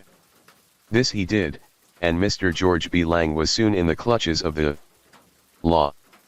Interrogated by his captors, the supposed Lang admitted that his real name was James Parker, that he lived at 110 West 38th Street, and only requested that his wife be immediately notified of what had happened. At headquarters, the prisoner was identified as a gentleman who had been very actively engaged during the preceding months in passing bad checks throughout the city, his more recent operations having consisted in cashing a check on the Lincoln National Bank for $160 on July 20th, one for $290 on the same bank on July 30th, still another for $510.50 on August 4, and one for $440.50 on the National Shoe and Leather Bank, to bearer, on August 8.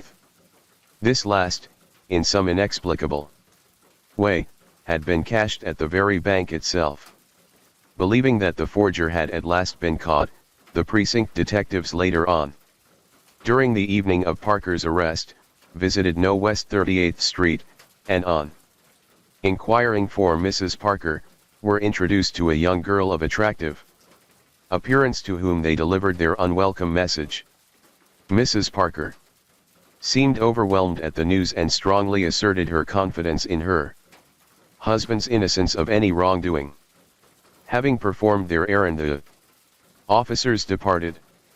A certain ineradicable jealousy has always existed between the plainclothes men of the various precincts and the sleuths attached to the central office, and in this instance the precinct men, having gained the credit for the arrest, it did not occur to them as necessary to communicate the knowledge of their acquaintance with Mrs. Parker to Detective Sergeants Peabody and Clark, originally assigned at headquarters to investigate the case. It seemed, however, to Peabody very unlikely that Parker had conducted his operations alone, and he therefore at once inquired at the Tombs what character of visitors came to see the prisoner. The gateman replied that as yet none had arrived. At that very instant a young girl stepped to the wicket and asked if she could be allowed to see Mr. James Parker. It took the detective but a moment to run across to the criminal courts building and to telephone the warden to detain her temporarily and then to refuse her request. 5 minutes later the girl emerged disconsolately from the Tombs and boarded a car going uptown. Peabody followed her to 110 West 38th Street, not for an instant supposing that the girl herself could be the forger, but believing that possibly through her he might learn of other members of the gang and secure additional evidence against Parker himself. Of course, no intelligent person today supposes that, outside of Sir Conan Doyle's interesting novels, detectives seek the baffling criminal by means of analyzing cigar butts, magnifying thumb marks or specializing in the various perfumes in favor among the fair sex, or by any of those complicated, brain fatiguing processes of ratiocination indulged in by our old friend, Mr. Sherlock Holmes. There are still, however, genuine detectives, and some of them are to be found upon the New York police force. The magnifying glass is not one of the ordinary tools of the professional sleuth, and if he carries a pistol at all it is because the police rules require it, while those cases may be numbered upon the fingers of two hands where his own hair and whiskers are not entirely sufficient for his purposes in the course of his professional career. The next morning Peabody donned the most disreputable suit in his wardrobe, neglected his ordinary visit to the barber, and called at 110 West 38th Street, being, of course, at this time entirely unaware of the fact that the girl was Parker's wife. He found her sitting in a rocking chair in a comfortable, well-furnished room, and reading a magazine. Assuming an expression of sheepish inanity he informed her that he was an old pal of Jim's who had been so unfortunate as to be locked up in the same cell with him at headquarters, and that the latter was in desperate need of morphine. That Parker was an habitual user of the drug could be easily seen from the most casual inspection, but that it would prove an open sesame to the girl's confidence was, as the detective afterward testified, 100 to 1 shot. "Poor Jim," exclaimed the girl. "Couldn't you smuggle some into the Tombs for him?" Peabody took the hint. Of course he could. It would be a hard job, those turnkeys were so suspicious. But he could do it for her if anybody could. He rambled on, telling his experiences with Parker in the past, how he had been in Elmira Reformatory and elsewhere with him, and gaining each moment valuable information from the girl's exclamations, questions, and expression. He soon learned that she was Parker's wife, that they were living in comparative comfort, and that she was an exceedingly clever and well-educated woman, but she said nothing during the conversation which would indicate that she knew anything of her husband's offenses or of any persons connected with them. After a few moments the girl slipped on her coat and hat and the two started down to the Tombs, where, by pre-arrangement with the officials, the detective succeeded in convincing her that he had been able to send in to her husband a small hypodermic syringe, commonly called the needles, which she had purchased at a neighboring drug store. The apparent success of this undertaking put Mrs. Parker in excellent humor, and she invited the supposed crook to breakfast with her at the Broadway Central Hotel. So far, it will be observed, Peabody had accomplished practically nothing.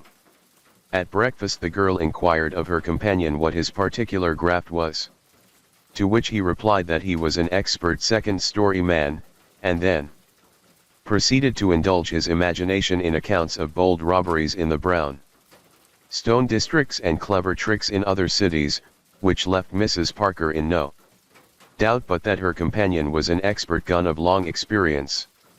Then he took, as he expressed it, another chance. "Jim wanted me to tell you to put the gang wise," said he. The girl looked at him sharply and contracted her brows. "Gang?" she exclaimed. "What gang?" Oh, perhaps he meant Dutch and Sweeney. Peabody bit his lip. He had had a close call. "Don't know," he replied, "he didn't say who they were just to put them wise." A second time the detective had made a lucky hit, for Mrs. Parker suddenly laid aside all pretense and asked, "Do you want to make a lot of money?" Peabody allowed that he did. "Do you know what they have got Jim for?" asked the girl. "Phony paper, wasn't it?" "Yes," said Mrs. Parker, "but Jim didn't write those checks. I wrote them myself. If you want to go in with me, we can earn enough money to get Jim out and you can do a good turn for yourself besides." The detective's blood leaped in his veins, but he held himself under control as well as he could and answered indifferently, "I guess not. I never met a woman that was very good at that sort of game." "Oh, you don't know me," she persisted. "Why, I can copy anything in a few moments, really I can." "Too dangerous," remarked Peabody. "I might get settled for 10 years. "No, you wouldn't," she continued. "It's the easiest thing in the world. All you have to do is to pick the mail out of some box on a corner. I can show you how. With a copper wire and a little piece of wax, and you are sure to find among the letters somebody's check in payment of a bill. There at once you have the bank and the signature. Then all you have to do is to write a letter to the bank asking for a new checkbook, saying yours is used up, and sign the name that appears on the check. If you can fool the cashier into giving your messenger a checkbook, you can gamble pretty safely on his paying a check signed with the same name. In that way, you see, you can get all the blank checks you need and test the cashier's watchfulness at the same time. It's too easy. The only thing you have to look out for is not to overdraw the account. Still, you find so many checks in the mail that you can usually choose somebody's account that will stand the strain. Do you know, I have made hundreds of checks and the banks have certified every single one." Peabody laughed good-naturedly. Things were looking up a bit. "What do you think I am, anyhow?" he asked. "I must look like a come-on." "I'm giving it to you straight," she said simply. "After you have made out a good fat check, then you go to a store, buy something, tell them to forward the check to the bank for certification, and that you'll send for the goods and the change the next day. The bank always certifies the check, and you get the money." "Not always," said Peabody with a grin. No, not always, acquiesced Mrs. Parker. But Jim and I have been averaging over $100 a day for months.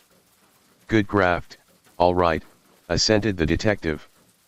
But how does the one who lays down the check identify himself? For instance, suppose I go into Tiffany's and pick out a diamond, and say I'm Mr. John Smith, of 100 West 100th Street, and the floor walker says, sorry, Mr. Smith, but we don't know you, what? Then. Just flash a few letters on him, said the girl. Letters and envelopes. Where do you get 'em? Asked Peabody. Just write them, silly, and send them to yourself through the mail. That's all right, retorted the second-story man. But how can I mail myself a letter to 100 West 100th Street when I don't live there? Mrs. Parker smiled in a superior manner. I'm glad I can put you wise to a new game, I invented it myself. You want letters of identification? In different names and addresses on different days? Very good. Buy a bundle of stamped envelopes and write your own name and address on them in pencil. When they arrive, rub off the pencil address. Then if you want to be John Smith of 100 West 100th Street, or anybody else, just address the cancelled envelope in ink. Mabel, said Peabody with admiration, you've got the gray matter all right. You can have me, if you can deliver the rest of the goods. Fig.3 A letterhead frill of Mabel Parker's. Fig.3 A letterhead frill of Mabel Parker's. There's still another little frill, she continued, pleased at his compliment, if you want to do the thing in style. Maybe you will find a letter or bill head in the mail at the same time that you get your sample check. If you do, you can have it copied and write your request for the checkbook and your order for the goods on paper printed exactly like it. That gives a sort of final touch, you know. I remember we did that with a dentist named Bud, at 137 West 22nd Street. Fig 3. You've got all the rest whipped to a standstill, cried Peabody. Well, just come over to the room and I'll show you something worthwhile, exclaimed the girl, getting up and paying their bill. Now, said she, when they were safely at No West 38th Street, and she had closed the door of the room and drawn Peabody to a desk in the bay window. Here's my regular handwriting. She pulled towards her a pad which lay open upon the desk and wrote in a fair round hand, Mrs. James D. Singley. Fig 4. This, she continued, changing her slant and dashing off a queer feminine scrawl, is the signature we fooled the Lincoln National Bank with, Miss Causers, you know. And this, she added a moment later, adopting a stiff, shaky, humpbacked orthography, is the signature that got poor Jim into all this trouble, and she inscribed twice upon the paper the name E. Bierstadt. Poor Jim, she added to herself. By George, Mabel, remarked the detective, you're a wonder. See if you can copy my name. And Peabody wrote the assumed name of William Hickey, first with a stub and then with a fine point, both of which signatures she copied like a flash, in each case, however, being guilty of the lapse of spelling the word William. The pad now contained more than enough evidence to convict 20 women. And Peabody, with the remark, you don't want to leave this kind of thing lying around, Mabel, pretended to tear the page up, but substituted a blank sheet in its place and smuggled the precious bit of paper into his pocket. Yes, I'll go into business with you, sure I will, said Peabody. And we'll get enough money to set Jim free, exclaimed the girl. They were now fast friends, and it was agreed that Hickey should go and make himself presentable, after which they would dine at some restaurant and then Sample a convenient mailbox. Meantime Peabody telephoned to headquarters. And when the two set out for dinner at 6 o'clock, the supposed Hickey was stopped on Broadway by Detective Sergeant Clark. "What are you doing here in New York?" demanded Clark. "Didn't I give you 6 hours to fly the coop? And who's this woman?" Fig 4. The upper signature is an example of Mabel Parker's regular penmanship, the next two are forgeries from memory, and the last is a dashing imitation of her companion's handwriting. Fig 4. The upper signature is an example of Mabel Parker's regular penmanship, the next two are forgeries from memory, and the last is a dashing imitation of her companion's handwriting. "I was going, Clark, honest I was," whined Hickey, "and this lady's all right. She hasn't done a thing." "Well, I guess I'll have to lock you up at headquarters for the night," said Clark roughly. "The girl can go." "Oh, Mr. Clark, do come and have dinner with us first," exclaimed Mrs. Parker. "Mr. Hickey has been very good to me, and he hasn't had anything to eat forever. So long." "Don't care if I do," said Clark. "I guess I can put up with the company if the board is good." The three entered the Raleigh Hotel and ordered a substantial meal. With the arrival of dessert, however, the girl became uneasy, and apparently fearing arrest herself, slipped a roll of bills under the table to Hickey and whispered to him to keep it for her. The detective, thinking that the farce had gone far enough, threw the money on the table and asked Clark to count it, at the same tune telling Mrs. Parker that she was in custody. The girl turned white, uttered a little scream, and then, regaining her self-possession, remarked as nonchalantly as you please. "Well, clever as you think you are, you have destroyed the only evidence against me, my handwriting." "Not much," remarked Peabody, producing the sheet of paper. The girl saw that the game was up and made a mock bow to the two detectives.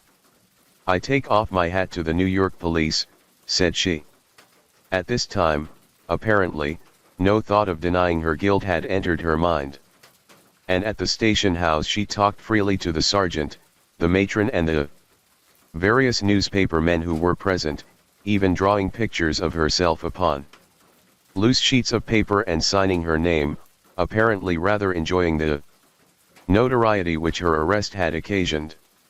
A thorough search of her apartment was now made, with the result that several sheets of paper were found there, bearing what were evidently practice signatures of the name of Alice Causer. Fig. 5. Evidence was also obtained showing that, on the day following her husband's arrest, she had destroyed large quantities of blank checkbooks and blank checks. Upon the trial of Mrs. Parker, the handwriting experts testified that the Bierstadt and Causer signatures were so perfect that it would be difficult to state that they were not originals. The Parker woman was what is sometimes known as a free hand forger. She never traced anything, and as her forgeries were written by a muscular imitation of the pen movement of the writer of the genuine signature, they were almost impossible of detection. When Albert T. Patrick forged the signature of old Mr. Rice to the spurious will of 1900 and to the checks for $25,000, $65,000, and $135,000 upon Swenson's Bank and the Fifth Avenue Trust Co., the forgeries were easily detected from the fact that as Patrick had traced them, they were all almost exactly alike and practically could be superimposed one upon another, line for line, dot for dot. 1. See infra, p. 304. Fig. 5. Practice signatures of the name of Alice Causer. Fig. 5. Practice signatures of the name of Alice Causer. Mabel Parker's early history is shrouded in a certain amount of obscurity, but there is reason to believe that she was the offspring of respectable laboring people who turned her over, while she was still an infant, to a Mr. and Mrs. Prentice, instructors in physical culture in the public schools, first of St. Louis, and later of St. Paul, Minnesota. As a child, and afterwards as a young girl, she exhibited great precocity and a considerable amount of real ability in drawing and in English composition, but her very cleverness and versatility were the means of her becoming much more sophisticated than most young women of her age, with the result that while still in her teens she gave her adopted parents ground for considerable uneasiness. Accordingly they decided to place her for the next few years in a convent near New York. By this time she had attained a high degree of proficiency in writing short stories and miscellaneous articles, which she illustrated herself, for the papers and inferior magazines. Convent life proved very dull for this young lady, and accordingly one dark evening, she made her exit from the cloister by means of a conveniently located window. Waiting for her in the grounds below was James Parker, 27 years old. Already of a large criminal experience, although never yet convicted of crime. The two made their way to New York, were married, and the girl entered upon her career. Her husband, whose real name was James D. Singley, was a professional tenderloin crook, ready to turn his hand to any sort of cheap crime. To satisfy his appetites and support life, the money easily secured was easily spent, and Singley, at the time of his marriage, was addicted to most of the vices common to the habitués of the underworld. His worst enemy was the morphine habit, and from her husband Mrs. Singley speedily learned the use of the drug. At this time Mabel Prentice Parker Singley was about 5 feet 2 inches in height, weighing not more than 105 or 110 pounds, slender to girlishness and showing no maturity save in her face, which, with its high color, brilliant blue eyes, and her yellow hair, often led those who glanced at her casually to think her good-looking. Further inspection, however, revealed a fox-like expression, an irregularity in the position of the eyes, a hardness in the lines of the mouth and a flatness of the nose which belied the first impression. This was particularly true when, after being deprived of morphine in the Tombs, her ordinary high color gave way at her second trial to a waxy paleness of complexion. But the story of her career in the Tenderloin would prove neither profitable nor attractive. Fig 6. The check on which the indictment for forgery was brought. Fig 6. The check on which the indictment for forgery was brought. The subsequent history of the Parker case is a startling example of the credulity of the ordinary jury. The evidence secured was absolutely conclusive, but unfortunately juries are generally unwilling to take the uncorroborated word of a policeman against that of a defendant, particularly if the defendant be a young and pretty woman. Here at the very outset was a complete confession on the part of Mrs. Parker, supplemented by illustrations from her own pen of what she could do. Comparison showed that the signatures she had written without a model upon the Peabody sheet were identical with those upon the forged checks. Fig 6, and with Mr. Bierstadt's and Miss Causer's handwriting. When Mrs. Parker's case, therefore, came on for pleading, her counsel, probably because they could think of nothing else to do, entered a plea of insanity. It was also intimated that the young woman would probably plead guilty, and the case was therefore placed upon the calendar and moved for trial without much preparation on the part of the prosecution. Instead of this young person confessing her guilt, however, she amused herself by ogling the jury and drawing pictures of the court, the district attorney and the various witnesses. Probably no more extraordinary scene was ever beheld in a court of law than that exhibited by Part 2 of the General Sessions upon Mabel Parker's first trial for forgery. Attired in a sky blue dress and picture hat, with new white gloves, she sat jauntily by the side of her counsel throughout the proceedings, toying with her pen and pencil, and in the very presence of the jury copying handwriting which was given her for that purpose by various members of the yellow press who crowded close behind the rail. From time to time she would dash off an aphorism or a paragraph in regard to the trial which she handed to a reporter. If satisfactory, this was elaborated and sometimes even illustrated by her for the evening edition of his paper. The assistant district attorney complained that this was clearly a contempt of court, particularly as the defendant had drawn a picture not only of himself, but of the presiding justice and a witness, which had appeared in one of the evening papers. The court, however, did not see that anything could be done about it, and the girl openly continued her literary and artistic recreation. The court itself was not a little amused at the actions of the defendant, and when Detective Peabody was called to the stand, the general hilarity had reached such a pitch that he was unable to give his testimony without smiling.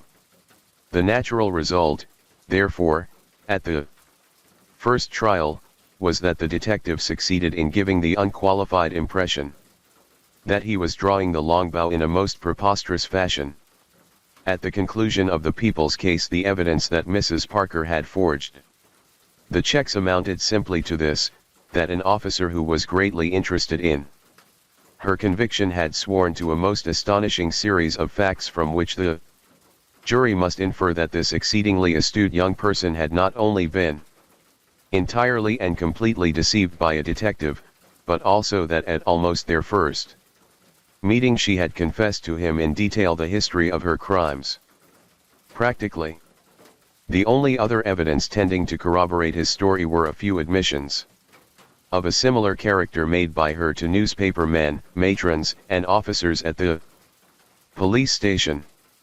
Unless the jury were to believe that Mrs. Parker had actually written the signatures on the Peabody sheet, there was no evidence that she was the actual forger, hence upon Peabody's word alone depended the verdict of the jury.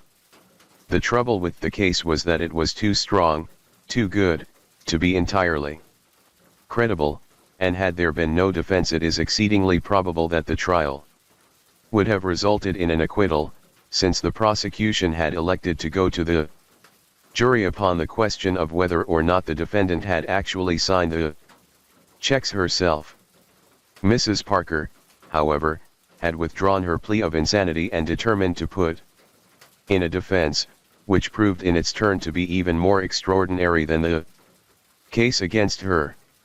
This, in brief, was to the effect that she had known Peabody to be a police officer all along, but that it had occurred to her that if she could deceive him into believing that it was she herself who had committed the forgeries, her husband might get off, and that later she might in turn establish her own innocence. She had therefore hastily scratched her name on the top of a sheet already containing her husband's handwriting, and had told Peabody that the signatures had been written by herself. That the sheet had been written in the officer's presence she declared to be a pure invention on his part to secure her conviction. She told her extremely illogical story with a certain winsome naivete, which carried an air of semi-probability with it. From her deportment on the stand one would have taken her for a boarding school miss who in some inconsequent fashion had got mixed up in a frolic for which no really logical explanation could be given. Then the door in the back of the courtroom opened and James Parker was led to the bar, where in the presence of the jury he pleaded guilty to the forgery of the very signature for which his wife was standing trial. Causer check, Fig. 6. He was then sworn as a witness, took the stand and testified that he had written all the forged signatures to the checks, including the signatures upon the Peabody sheet. The district attorney found himself in an embarrassing position. If Parker was the forger, why not challenge him to write the forged signatures upon the witness stand and thus to prove his alleged capacity for so doing? The obvious objection To this was that Parker, in anticipation of this test, had probably been practicing the signature in the tombs for months.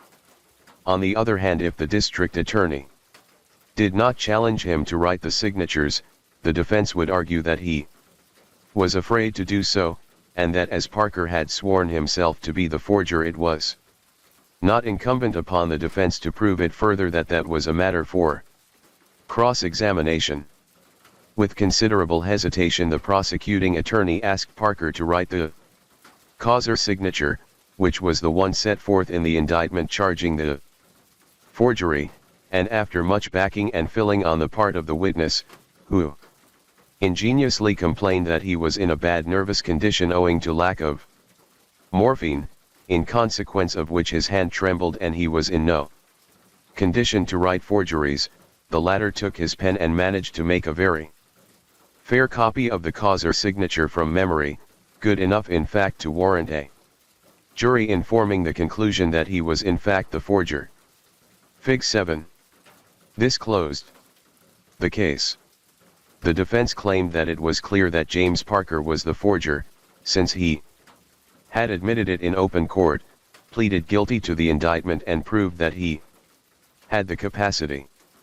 The prosecution, upon the other hand, argued that the evidence was conclusive that the defendant herself was the writer of the check. The whole thing boiled down to whether or not the jury was going to believe that Mrs. Parker had written the Peabody sheet in the presence of the detective, when her husband claimed that, with the exception of Mabel's signature, he had done it himself and carelessly left the paper in his desk in the room. Fig. 7. Parker's copy of the signature of Alice Causer, made in court in an attempt to shield his wife. Fig. 7. Parker's copy of the signature of Alice Causer, made in court in an attempt to shield his wife. The prosecuting attorney was at his wit's end for an argument to meet the fact that Parker had written a sample forgery of the Causer signature before the very eyes of the jury. He found it at last in an offer on his own part in open court, during his summing up, to write for the jury from memory a better forgery of the Causer signature than that written by Parker himself, and thus to show how simple a matter it was to learn to do so.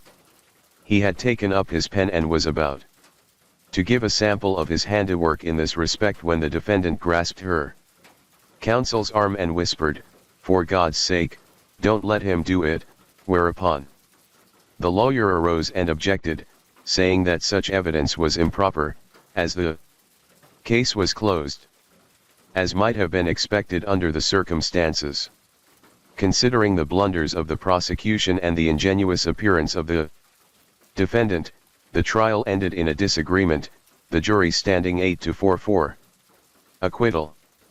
The district attorney's office now took up a thorough investigation of the case, with the result that on a second prosecution Mrs. Parker was confronted with a mass of evidence which it was impossible for her to refute. A boy named Wallace Sweeney, sentenced to the Elmira Reformatory, was found to have been an active accomplice of the Parkers for several years, and he was accordingly brought down to New York, where he gave a complete history of his relations with them. His story proved beyond any doubt that Mrs. Parker was the forger of the checks in the possession of the district attorney, and of many others beside, some of them for very large amounts. The evidence of Sweeney was of itself quite sufficient to warrant a conviction, to make assurance doubly sure. However, the district attorney upon the second trial moved a new indictment, setting forth as the forgery a check signed E. Bierstadt, so that when Parker took the stand, as he had done in the former trial, and testified that he was the forger, he found himself unable to write this new signature, and hence his testimony went for nothing. But even the testimony of Sweeney was that of an accomplice, requiring corroboration, while that of Peabody remained the evidence of a mere policeman, eager to convict the defendant and add another scalp to his official belt. With an extraordinary accumulation of evidence, the case hinged on the veracity of these two men, to which was opposed the denial of the defendant and her husband. It is an interesting fact that in the final analysis of the case the jury were compelled to determine the issue by evidence entirely documentary in character.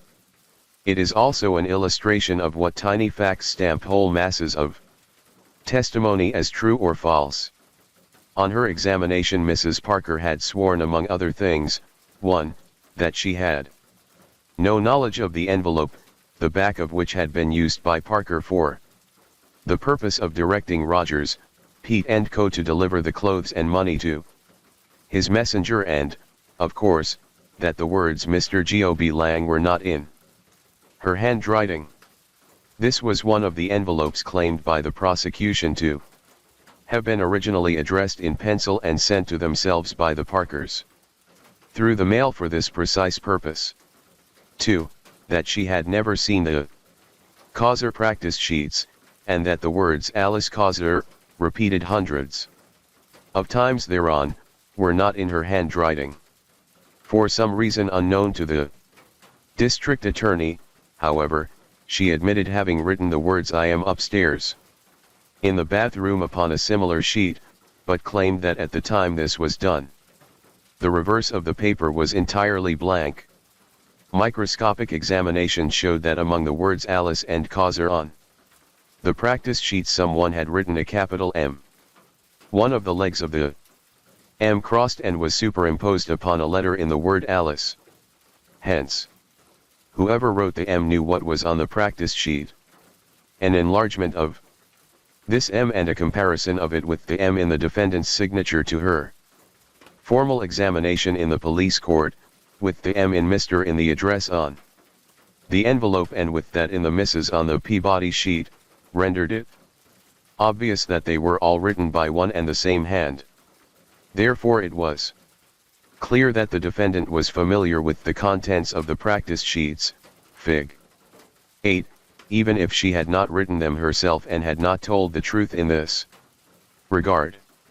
Moreover, it was fairly easy to see that the same hand that had written the words "I am upstairs" in the bathroom upon the second practice sheet had at the same time and with the same pen written the rest of the sheet. This was clearly perceptible on examining the E's and A's. A comparison of the address Mr. G.O.B. Lang, on Fig. 1, with the name Mrs. James D. Singley, on Fig. 4, also shows clearly that one and the same person wrote them both. And to the accuracy of all these self-evident propositions a leading handwriting expert in New York added his unqualified opinion. Thus, but for a little carelessness in failing to destroy odd scraps of paper and to disguise her penmanship, which it seemed to her quite unnecessary to do, as in the address of the Lang envelope, Mrs. Parker might well have gone free after all. It is impossible to describe all the varied dramatic features of this interesting case. No one who was present is likely to forget the impression made by the defendant at her second trial, when in defiance of overwhelming proof she still struggled to vindicate herself. Her counsel contended throughout the trial that she was a hitherto innocent young woman led astray and started upon a criminal career by a rascally husband, whom she still loved devotedly and for whose sake she had prepared to confess herself a criminal. That James Parker introduced his wife to a life of crime there can be no doubt, but that she had a natural predilection for it must be equally obvious. It is probably true that Mabel Parker's affection for her convict husband was unfeigned and deep. The natural repugnance of the American jury for convicting a woman was shown when, in spite of the overwhelming proof upon the Parker woman's second trial, the jury remained out 8 hours and then found her guilty of uttering only, with a strong recommendation for mercy. She was sentenced to the Bedford Reformatory. Fig. 8, one of the loose sheets upon which Mabel Parker illustrated her methods and her skill as a penman to the supposed ex-convict Hickey. Fig. 8, one of the loose sheets upon which Mabel Parker illustrated her methods and her skill as a penman to the Supposed ex-convict Hickey. Story 12. $500 million. This story, which ends in New York, begins in the department of the Gironde at the town of Montsayre, 75 kilometers from Bordeaux, in the little vineyard of Monsieur Émile Lapierre, landowner. In 1901 Lapierre was a happy and contented man, making a good living out of his modest farm. Today, he is well, if you understand the language of the Gironde, he will tell you with a shrug of his broad shoulders that he might have been a Monte Cristo had not Le Bon Dieu willed it otherwise. For did he not almost have $500 million, 2.5 milliards of francs in his very hands? Hein. But he did. Does MCO have doubts? Nevertheless it is all true. C'est trop vrai. Is MCO tired? And would he care to hear the story? There is a comfortable chair sous le grand arbre in front of the veranda, and Madame will give MCO a glass of wine from the presses, across the road. Yes, it is good wine, but there is little profit in it, when one thinks in milliards. The landowner lights his pipe and seats himself cross-legged against the trunk of the big chestnut. Back of the house the vineyard slopes away toward the distant woods in straight, green, trellised alleys. A dim haze hangs over the landscape. Sleeping so quietly in the midsummer afternoon. Down the road comes heavily, creaking and swaying, a wain loaded with a huge tower of empty casks and drawn by 2 oxen, their heads swinging to the dust. Yes, it is hard to comprendre 2,500 million francs. It was this way. Madame Lapierre was a Tessie of Bordeaux, an ancient bourgeois family, and very proud indeed of being bourgeois. You can see her passing and repassing the window if you watch carefully the kitchen, where she is superintending dinner. The Tessies have always lived in Bordeaux, and they are connected by marriage with everybody from the blacksmith up to the mayor's notary. Once a Tessie was mayor himself. Years and years ago. Madame's great-uncle Jean had emigrated to America, and from time to time, vague rumors of the wealth he had achieved in the new country reached the ears of his relatives, but no direct word ever came. Then one hot day like this appeared MLE General. He came walking down the road in the dust from the Gare, in his tall silk hat and frock coat and gold-headed cane, and stopped before the house to ask if one of the descendants of a certain Jean Tessie did not live hereabouts. He was fat and red-faced, and he perspired, but Dieu, he was distingué, and he had an order in his buttonhole. Madame Lapierre, who came out to answer his question, knew at once that he was an aristocrat. Ah! Was she herself the grandniece of Jean Tessie? Then, heaven be thanked, the general's toilsome journey was ended. He had much to tell them when he should be rested. He removed the silk hat and mopped his shining forehead. He must introduce himself that he might have credit with Madame, else she might hardly listen to his story, for there had never been a tale like it before since the world was. Let him present himself. MLE General Pedro Suarez de Moreno, Count de Tinoco and Marquis de la Dehesa. Although one was fatigued, refreshed one to be the bearer of good news, and such was his mission. Let Madame prepare herself to hear. Yes, it would be proper for her to call MCO, her husband, that he might participate. Over a draught of this same vintage, MLE General imparted to them the secret. Lapierre laughs and shrugs his shoulders as he recalls the scene. The apoplectic General, with the glass of wine in one hand, waving the other grandiloquently as he described the wealth about to descend upon them. Yes, the General must begin at the beginning, for it was a long story. First, as to himself and how he came to know of the affair. It had been on his return from the Philippines after the surrender of Manila, where he had been in command of the armies of Spain, that he had paused for repose in New York and had first learned of the Tessie inheritance. The precise manner of his discovery was left somewhat indefinite, but the Lapierres were not particular. So many distinguished persons had played a part in the drama that the recital left but a vague impression as to individuals. A certain Madame Lucia, widow of one Rockefeller, whom he had accidentally met, had apparently been the instrument of Providence in disclosing the history of Jean Tessie to the general. She herself had been wronged by the villains and knew all the secrets of the conspirators. But she had waited for a suitable opportunity to speak.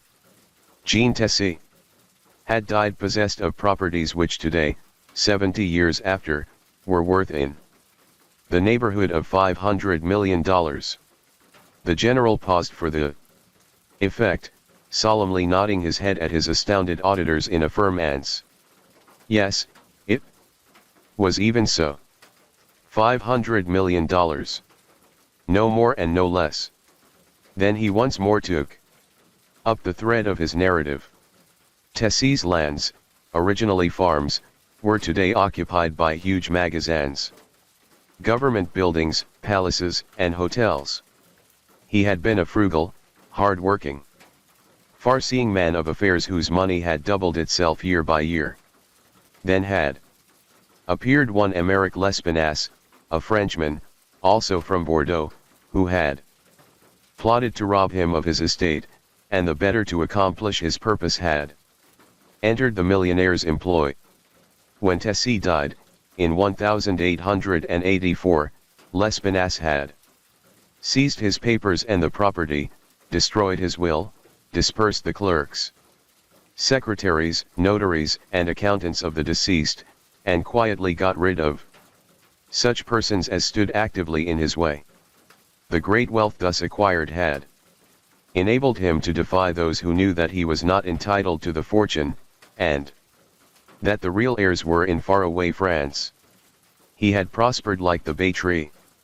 His daughter, Marie-Louise, had married a distinguished English nobleman, and his sons were now the richest men in America. Yet they lived with the sword of Damocles over their heads, suspended by a single thread, and the general had the knife wherewith to cut it. Lespinasse, among other things, had caused the murder of the husband of Madame Lucia. And she was in possession of conclusive proofs which, at the proper moment, could be produced to convict him of his many crimes, or at least to oust his sons and daughter from the stolen inheritance. It was a weird, bizarre nightmare, no more astonishing than the novels the Lapierres had read. America, they understood, was a land where the rivers were full of gold, a country of bronzed and handsome savages, of birds of paradise, and ruined Aztec temples, of vast tobacco fields and plantations of thousands of acres of cotton cultivated by naked slaves, while one lay in a hammock fanned by a petite negra and languidly sipped eau sucrée. The general had made it all seem very, very real. At the weak spots he had gesticulated convincingly and digressed upon his health. Then, while the narrative was fresh and he might have had to answer questions about it had he given his listeners opportunity to ask them, he had hastily told of a visit to Tunis. There he had by chance encountered Marie-Louise, the daughter of Lespinasse, living with her noble husband in a handsome oriental palace, had been invited to dine with them and had afterward seized the occasion while walking in the garden with the lady to disclose the fact that he knew all, and had it in his power to ruin them as impostors.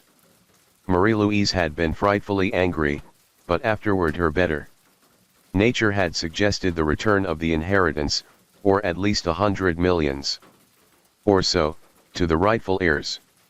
The general had left the palace believing all would be well, and had retired to Paris to await letters and further developments, but these had never come, and he had discovered that he had been deceived. It had been merely a ruse on the part of the woman and her husband to gain time, and now every step that he took was dogged by spies in the pay of the Lespinasses, who followed him everywhere. But the right would triumph. He had sworn to run the conspiracy to earth. Many hours were consumed in the telling of the story. The Lapierres were enchanted. More than that, they were convinced, persuaded that they were heirs to the richest inheritance in the world, which comprised most of the great American city of New York. Persons who were going to participate in 2,500 millions of francs could afford to be hospitable. MLE General stayed to dinner. A list of the heirs living in or near Bordeaux was made out with the share of each in the inheritance carefully computed. Madame Lapierre's was only $50 million, but still that was almost enough to buy up Bordeaux. And they could purchase Montsert as a country place. The general spoke of a stable of automobiles by means of which the journey from Bordeaux to the farm could be accomplished in the space of an hour. That night the good man and his wife scarcely closed their eyes, and the next day, accompanied by the general, they visited Bordeaux and the neighboring towns and broke the news gently to the other heirs. There was M. Petit, the veterinary at Mormont, Tessie, the blacksmith in Bordeaux, M. Paligue and his wife, M. Roger, M. Cazenava and his son, and others. One branch of the family lived in Brazil, the Jubinfrères, and one Tessie of Saint Bézaille. These last had to be reached by post, a most annoyingly slow means of communication. Mais que voulez-vous? Those were busy days in and around Bordeaux, and the general was the center of attraction. What a splendid figure he cut in his tall silk hat and gold-headed cane. But they were all very careful to let no inkling of their good fortune leak out, for it might spoil everything, give some opportunity to the spies of the impostor Lespinasse to fabricate new chains of title or to prepare for a defense of the fortune. The little blacksmith, being addicted to white wine, was the only one who did not keep his head. But even he managed to hold his mouth sufficiently shut. A family council was held. MLE General was given full power of attorney to act for all the heirs, and each having contributed an insignificant sum toward his necessary expenses, they waved him a tremulous goodbye as he stood on the upper deck of the steamer, his silk hat in one hand and his gold-headed cane in the other. "He will get it, if anyone can," cried the blacksmith enthusiastically. "It is as good as ours already," echoed Roger.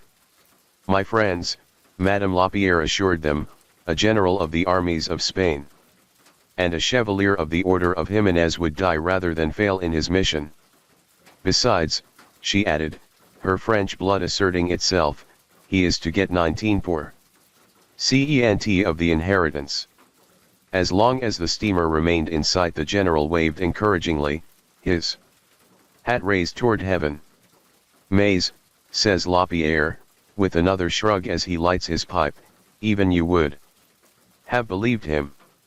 Vraiment. He would have deceived the devil himself." Up the road the wain comes creaking back again. A crow flaps across the vineyard, laughing scornfully at good M. Lapierre, and you yourself wonder if such a thing could have been possible. On a rainy afternoon in March, 1905, there entered the writer's office in the Criminal Courts Building, New York City, a ruddy, stoutly built man, dressed in homespun garments, accompanied by an attractive and vivacious little woman, who, while unable to speak a single word of English, had no difficulty in making it obvious that she had a story to tell of the most vital importance. An interpreter was soon found and the names of the visitors disclosed.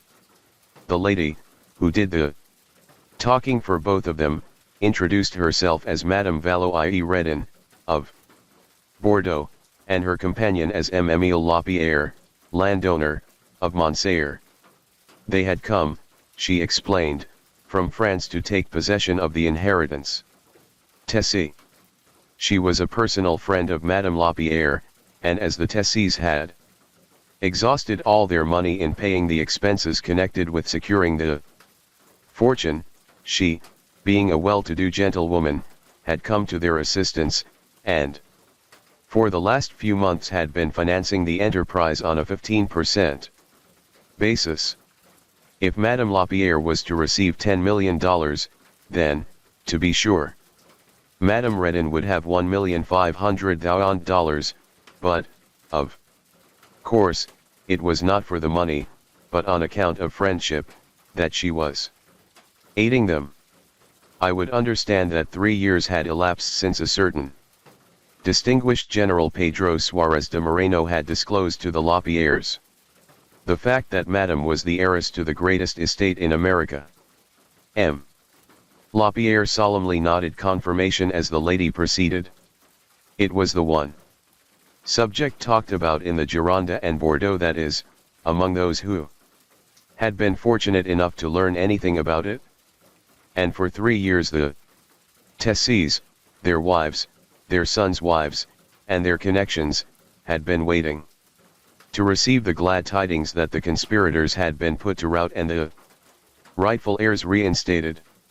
It was some time before the good lady succeeded in convincing her auditor that such a ridiculous fraud as she described had actually been perpetrated. But there was M. Lapierre and there was Madame Valerie Redon sitting in the office as living witnesses to the fact. What wonderful person could this General Moreno be, who could hypnotize a hard-headed, thrifty farmer from the Gironde and a clever little French woman from Bordeaux into believing that $500 million was waiting for them on the other side of the Atlantic? I expressed my surprise. Madame Redon shrugged her sloping shoulders. Well, perhaps it was hard for MCO to believe, but then there were the proofs, the documents, the dossier, and, most of all, there was the general himself. Oh, if MCO could see the general in his tall silk hat and gold-headed cane. I asked for the documents. Madame Redon opened her bag and produced a package of nearly 100 letters, written in a fine Spanish hand. Oh! He had been a wonderful writer, this gorgeous Count de Tinoco and Marquis de la Dehesa. She had met him herself when he had been in Bordeaux. Madame Lapierre had introduced him to her, and she had heard him talk. How beautifully he talked! The stories of his experiences as general of the armies of Spain under Don Carlos and as brigadier general in the Philippines were as fascinating as a romance. But it was his letters which had really led her to take a personal interest in the undertaking. With a sigh, Madame Valois untied the little blue ribbon which bound up the pitiful little history. If MCO would be good enough to grant the time, she would begin at the beginning. Here was his first letter written after the general's return to America. June 25, 02. My dear M. Lapierre, we have had a terrible voyage. A horrible storm broke loose in mid-ocean, endangering all our lives. The waves, like mountains, threatened every instant to swallow us all. The spectacle was terrifying.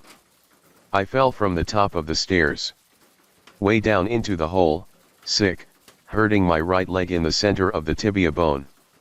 The ship's doctor, who is nothing but a stupid fool, left me helpless almost the entire day. If ever I should have dreamt what would occur to me in this trip, not for all the gold in the world would I have embarked. But, now that I am here, I shall not retreat before any obstacle, in order to arrive at the fulfillment of my enterprise, and no matter at what cost, even at that of my life. It is necessary that I succeed. My pride demands it. Those who are in the right shall triumph, that is sure. In the meantime, will you kindly give my regards to Madame and your son, and all of your relatives, not forgetting your good old servant. Squeezing your hand cordially, I bid you adieu. Your devoted Pedro de Moreno. Can you not see the waves, and observe him falling down the hole? Asks Madame Redon. Mais, voici un autre. July 11, 1902. M. Jean Lapierre. My dear M. Lapierre, as soon as I could walk a little I began my research for the impostors of the inheritance tesi. Without a doubt some person who is interested in the case has already advised them of my arrival in New York, and to take the necessary precautions to lead me astray in my researches. Already I have discovered almost everything. I know even the house in which resided the deceased before his death. It is a house of 25 stories high, which resembles the Church of Saint Magdalene in Paris. Today it is the biggest bank in New York.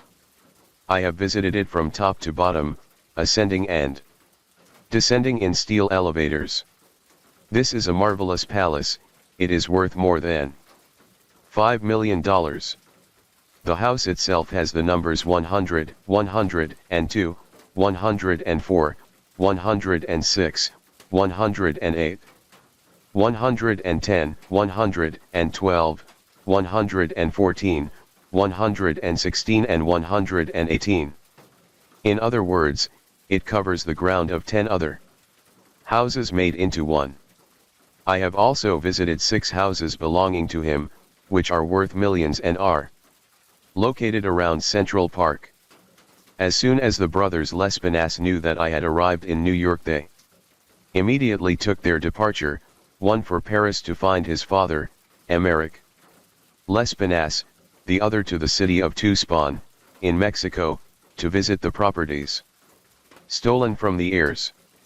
I have come to an understanding with the Reverend Father Van Rensselaer, Father Superior of the Jesuits, and have offered him $2 million for his poor, in recompense for his aid to recover and to enter into possession of the inheritance.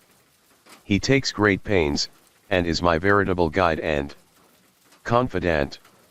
I have visited Central Park, also a property of the deceased. This property alone is worth more than $20 million. I have great confidence in my success, and I am almost sure to reach the goal, if you are the heirs, for here there is a mix-up by all the devils. The wound of my leg has much improved, the consequences which I feared have disappeared, and I expect soon my complete convalescence, but the devil has bestowed upon me a toothache, which makes me almost crazy with pain. I shall leave, nevertheless, to begin my campaign. Will you be kind enough to give my regards to your wife and son, and to our old friend, etc., etc. Pedro de Moreno. May the devil bestow upon him 500 million toothaches, exclaims Lapierre, for the first time showing any sign of animation. The other letters were read in their order, interspersed with Madame Redon's explanations of their effect upon the heirs in France. His description of the elevators of steel and of the house that covered an entire block had caused a veritable sensation. Alas!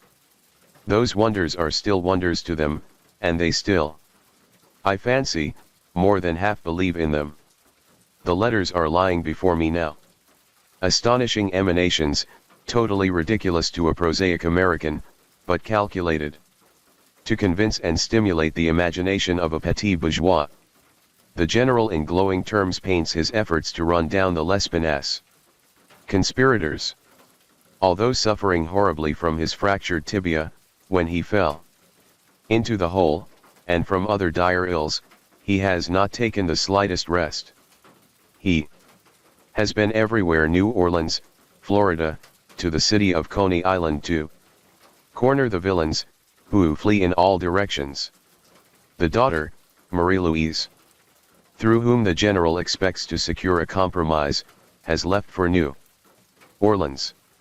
Wonderful coincidence, he writes, they were all living quietly and I believe had no intention whatever to travel, and 2 days after my arrival in New York they all disappeared. The most suspicious of it all is that the banker, his wife and children had left for Coney Island for the summer and to spend their holidays, and certainly they disappeared without saying goodbye to their intimate friends. I have the whole history of Tessie's life and how he made his fortune. There is a family for the use of whom we must give at least $1 million, for the fortune of Tessie was not his alone. He had a companion who shared his troubles and his work. According to the will they were to inherit one from the other, the companion died, and Tessie inherited everything. I do not see the necessity of your trip to New York, that might make noise and perhaps delay my negotiations. Then follows the list of properties embraced in the inheritance. Property and personal estate of the heirs. 1. The land of Central Park ceded to the City of New York, of the value of $5 million. 2. He had at the National Bank United States Bank deposited in gold $20 to $30 million. He never withdrew anything, on the contrary, he always deposited his income. There $25 million. 3.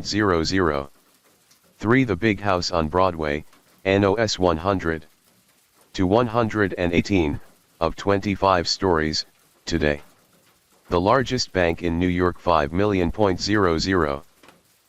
The house on Fifth Avenue, No. 765. Facing Central Park, today one of the first hotels of New York. Hotel Savoy. $8 million. 5. House on Fifth Avenue, No. 767, facing Central Park, today the biggest and most handsomest of American hotels, where the greatest people and millionaires stop. Hotel Netherland. $20 million. 6. 2 coal mines at Focustung in Texas. $9 million. 7. A petroleum mine in Pennsylvania, Mexican frontier, $6 million.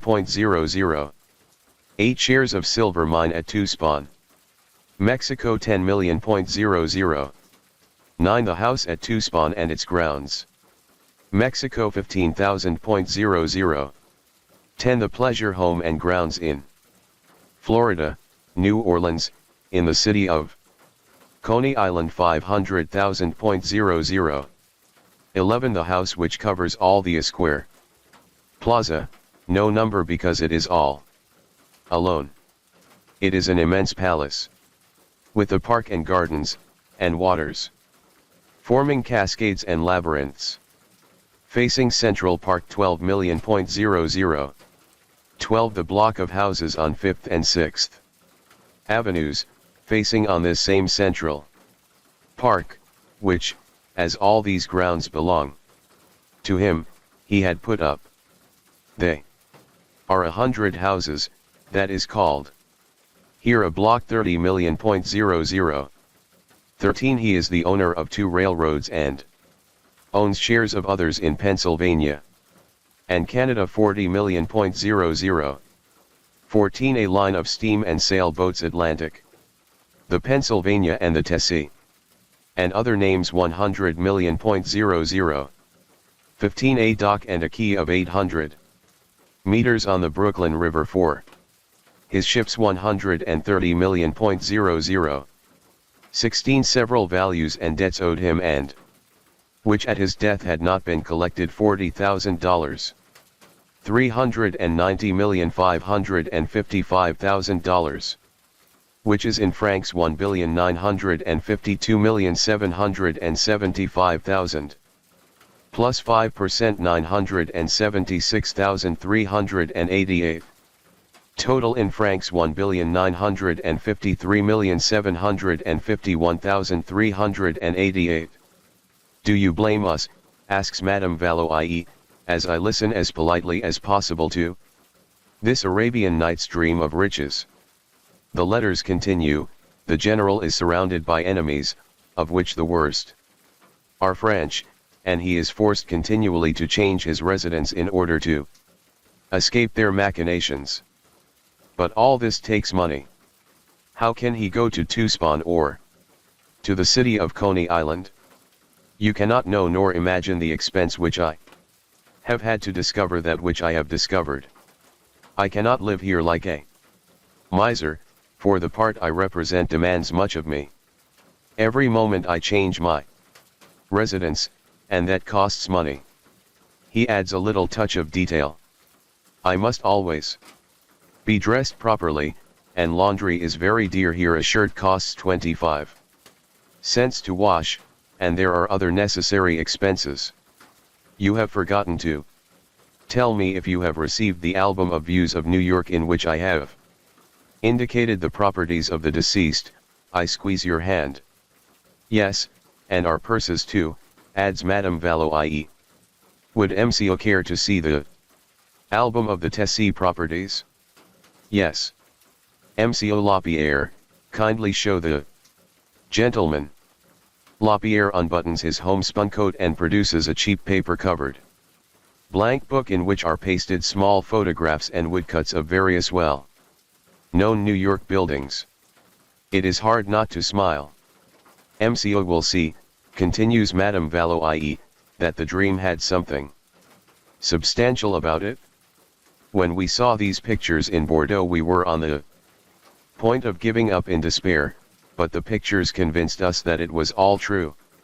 Moreover, just at that time the general intimated that unless he had more money, he might yield to the efforts of the Lespinasse family to buy him off. Madame Valois points vindictively to a certain paragraph in one of the letters. Of course they are convinced that I am not for sale, not for anything. To my regret, my very great regret, I shall be forced to capitulate if you do not come to my aid, and that quickly, for I repeat to you that my funds are all gone.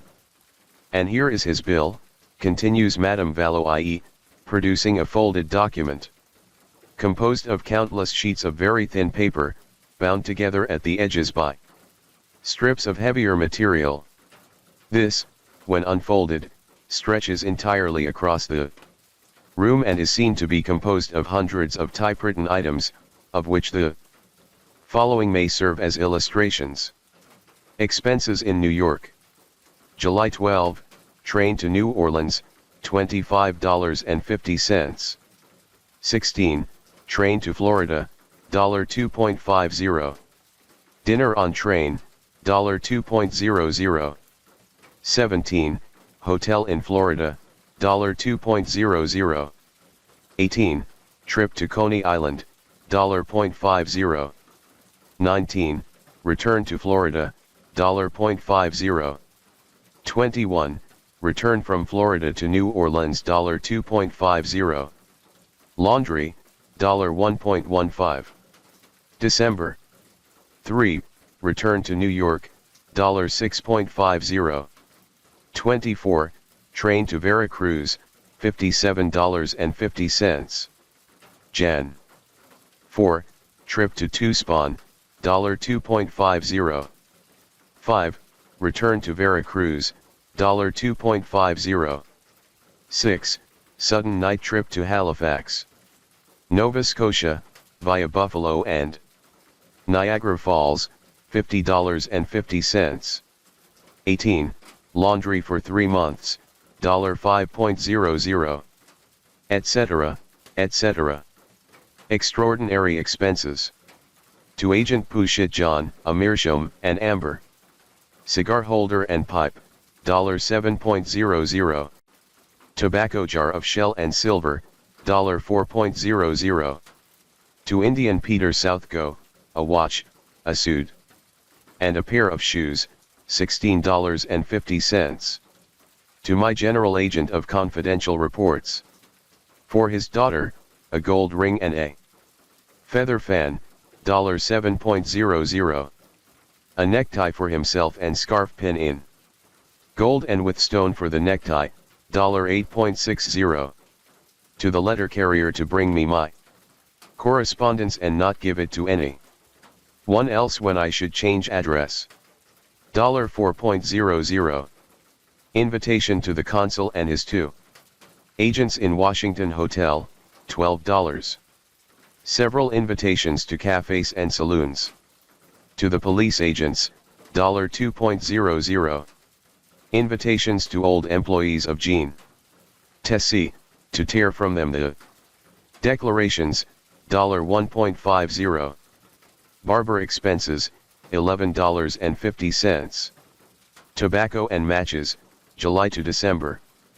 3 packages each week, 10 cents each, $7.80. Changing hotels to lead astray the agents of the impostors, $9.50. Etc., etc. To obtain a colossal fortune as yours will be, it is necessary to spend money unstintingly and to have lots of patience. Court proceedings will be useless, as trickery and lies are necessary to get the best of the scoundrels. It is necessary also to be a scoundrel. That he might well say, interpolates Lapierre. He succeed, say sure. I rapidly glanced over the remaining letters. The general seems always to be upon the verge of compelling a compromise. I have already prepared my net, and the meshes are tightly drawn so that the fish will not be able to escape. 4. An office like this one needs money to go quickly from one place to another, prosecute the usurpers, not allow them an instant's rest. If they go to some city, run after them at once, tire them with my presence and constantly harass them, and by this means compel them to hasten a compromise.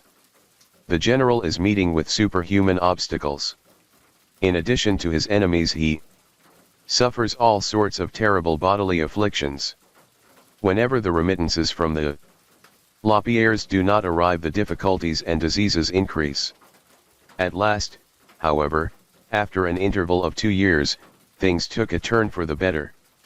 A confidential representative of the conspirators, one Mr. Benedict Smith, arrived to make a bona fide offer of $150 million in settlement of the case. The general writes at great length as to exactly in what proportion the money should be divided among the heirs. The thing is so near a culmination that he is greatly exercised over his shabby appearance. I am without a son and too badly dressed to go before the banker in the very likely case of his arrival here. Send me my baggage at once with the first steamer, and mark each piece fragile. This is all. My regards to Madame Lapierre and your son. I am cordially yours, squeezing your hand. Pedro de Moreno. But the Lapierres and Tessies, while not for an instant distrusting the honesty of the general, had become extremely weary of sending him money. Each heir felt that he had contributed enough toward the general's expenses and invitations. Even the 150 millions within easy reach did not prompt immediate response. About the same time an extraordinary messenger arrived at the Lapierre farm, purporting to come from the Ministry of Foreign Affairs, and instructing Lapierre to repair immediately to Paris. The messenger explained that the presence of Lapierre was desired at the ministry in connection with some investigation then in progress into the affairs of one Jean Tessie. Then the messenger departed as mysteriously as he had arrived. Good M. Lapierre was highly excited. Here was indubitable evidence of the truth of the general's assertions.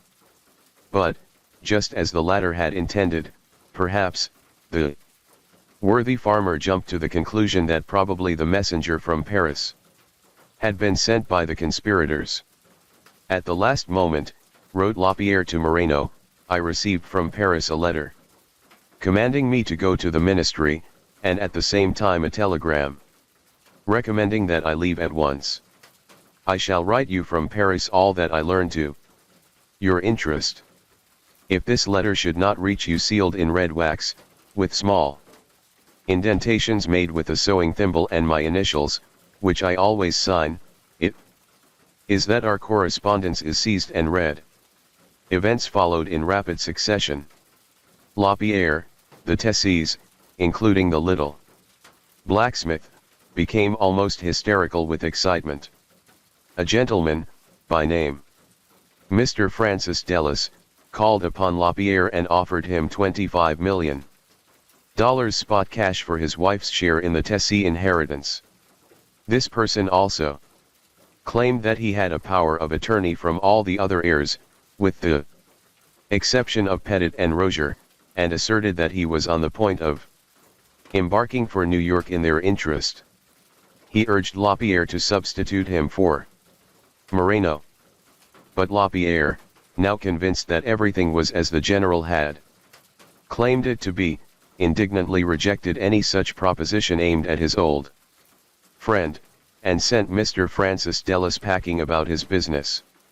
This is what my answer has been to him, sir: we have already an agent with whom we can only have cause to be satisfied, so that your services are not acceptable or needed. He left me most dissatisfied and scolding. The sending of this confederate on the part of the wily general had precisely the effect hoped for. Lapierre and his friends were now convinced that the inheritance Tessie was a reality, and that powerful personages were not only exerting their influence to prevent the rightful heirs from obtaining their property, but had also in some way secured the cooperation of government officials.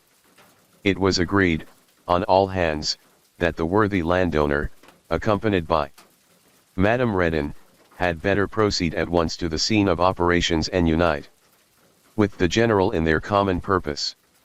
Once on the ground, Lapierre could assume direction of his own campaign. Lapierre and Madame Redon accordingly sailed for America and arrived in New York on the 4th of December, 1904, where they were met on the dock by the general, who, freshly barbered, and with a rose in his buttonhole, invited them, as soon as they had recovered from the fatigue of landing, to make a personal inspection of their properties.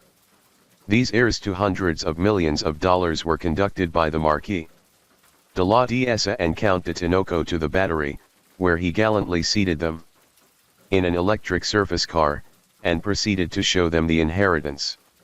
He pointed out successively number 100 Broadway, the Flatiron Building, the Fifth Avenue Hotel and the Holland House, the Waldorf Astoria, the Vanderbilt Mansion at 57th Street and 5th Avenue, the Hotel Savoy and the Hotel Netherland, incidentally taking a cross-town trip to the ferry station at East 23rd Street, and to Bellevue Hospital. A public omnibus conveyed them around Central Park, also their own. And, in spite of the cold weather, the general insisted on showing them the Tessie mansion and estate at Fort George, visible from the Washington Bridge, a beautiful property in the center of a wood. Returning, he took them to the Museum of Natural History and to the Metropolitan Museum of Art, which contained Tessie's collections. Having thus given them a bird's-eye view of the promised land, the general escorted them to his apartments and allowed them to see the Ark of the Covenant, in the shape of a somewhat dilapidated leather trunk, which contained a paper alleged to be the will of Jean Tessie, made in Bellevue Hospital, one of his possessions, and unlawfully seized by the Lespinasse family. It was only, Moreno alleged, through the powerful influence of the Jesuits that he had been able to secure and keep a copy of this will. Although the Marquis de la Dehesa must have known that his days were numbered, he was as gay and as entertaining as ever. Then, suddenly, the scales began to fall from Madame Redon's eyes. The promised meeting with Marie Louise Lespinasse and her mysterious representative, Mr. Benedict Smith, was constantly adjourned. The police agents, whom it had been so necessary to entertain and invite to saloons and cafes, were strangely absent, and so were the councillors, Jesuit fathers, bankers, and others who had crowded the general's antechambers. A slatternly Hibernian woman appeared, claiming the hero as her husband, his landlady caused him to be evicted from her premises, and his trunk, containing the famous dossier, was thrown into the street, where it lay until the general himself, placing it upon his princely shoulders, bore it to a 15-cent lodging house. "And now, MCO," said little Madame Redon, raising her hands and clasping them entreatingly before her, "we have come to seek vengeance upon this miserable, this villain MCO. He has taken our money and made fools of us. Surely you will give us justice." "Yes," echoed Lapierre stubbornly, "and the money was my own money, which I had made from the products of my farming." A month later Don Pedro Suarez de Moreno, Count de Tinoco, Marquis de la Dehesa, and Brigadier General of the Royal Armies of the Philippines and of Spain, sat at the bar of the General Sessions, twirling his mustache and uttering loud snorts of contempt while Lapierre and Madame Redon told their story to an almost incredulous yet sympathetic jury. But the real trial began only when he arose to take the witness chair in his own behalf. Apparently racked with pain, and laboring under the most frightful physical infirmities, the general, through an interpreter, introduced himself to the jury by all his titles, asserting that he had inherited his patents of nobility from the Prince of Arras, from whom he was descended, and that he was in very truth General-in-Chief of the armies of the King of Spain, General Secretary of War, and Custodian of the Royal Seal. He admitted telling the Lapierres that they were the heirs of $500 million, but he had himself honestly believed it.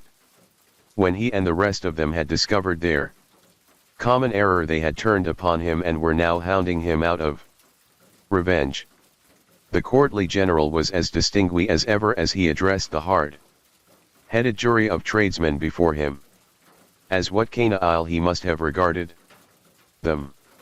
What a position for the Count de Tinoco! Then two officers entered the courtroom bearing the famous trunk of the general. Between them, the top tray proved to contain thousands of railroad tickets. The prosecutor requested the defendant to explain their possession. "Ah," exclaimed Moreno, twirling his mustaches, "when I was general under my King Don Carlos, in the 7 Years' War of '75 and also in Catalonia in '80, I issued these tickets to wounded soldiers for their return home. At the boundaries the Spanish tickets were exchanged for French tickets." He looked as if he really meant it. Then the prosecutor called his attention to the fact that most of them bore the date of 1891 and were printed in French, not in Spanish. The prisoner seemed greatly surprised and muttered under his breath vaguely about plots and conspiracies.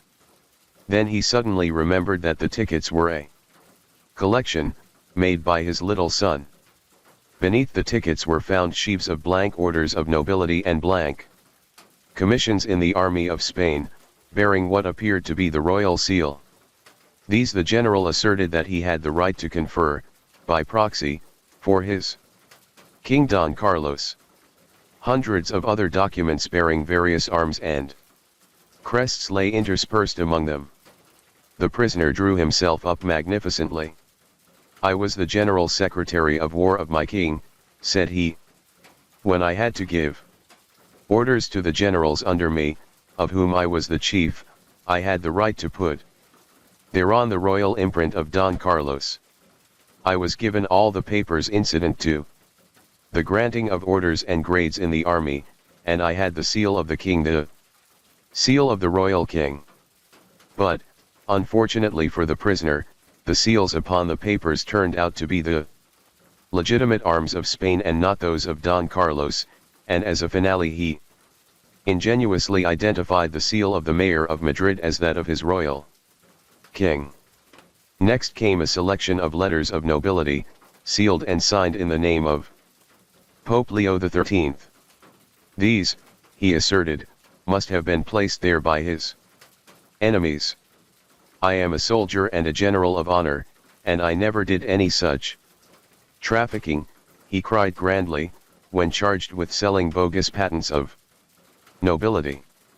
He explained some of his correspondence with the Lapierres and his famous bill for $12,000 by saying that when he found out that the inheritance Tessie did not exist, he had conceived the idea of making a novel of the story, a fantastic history to be published in 4 languages simultaneously, and asserted solemnly that he had intended printing the whole 16 feet of bill as part of the romance.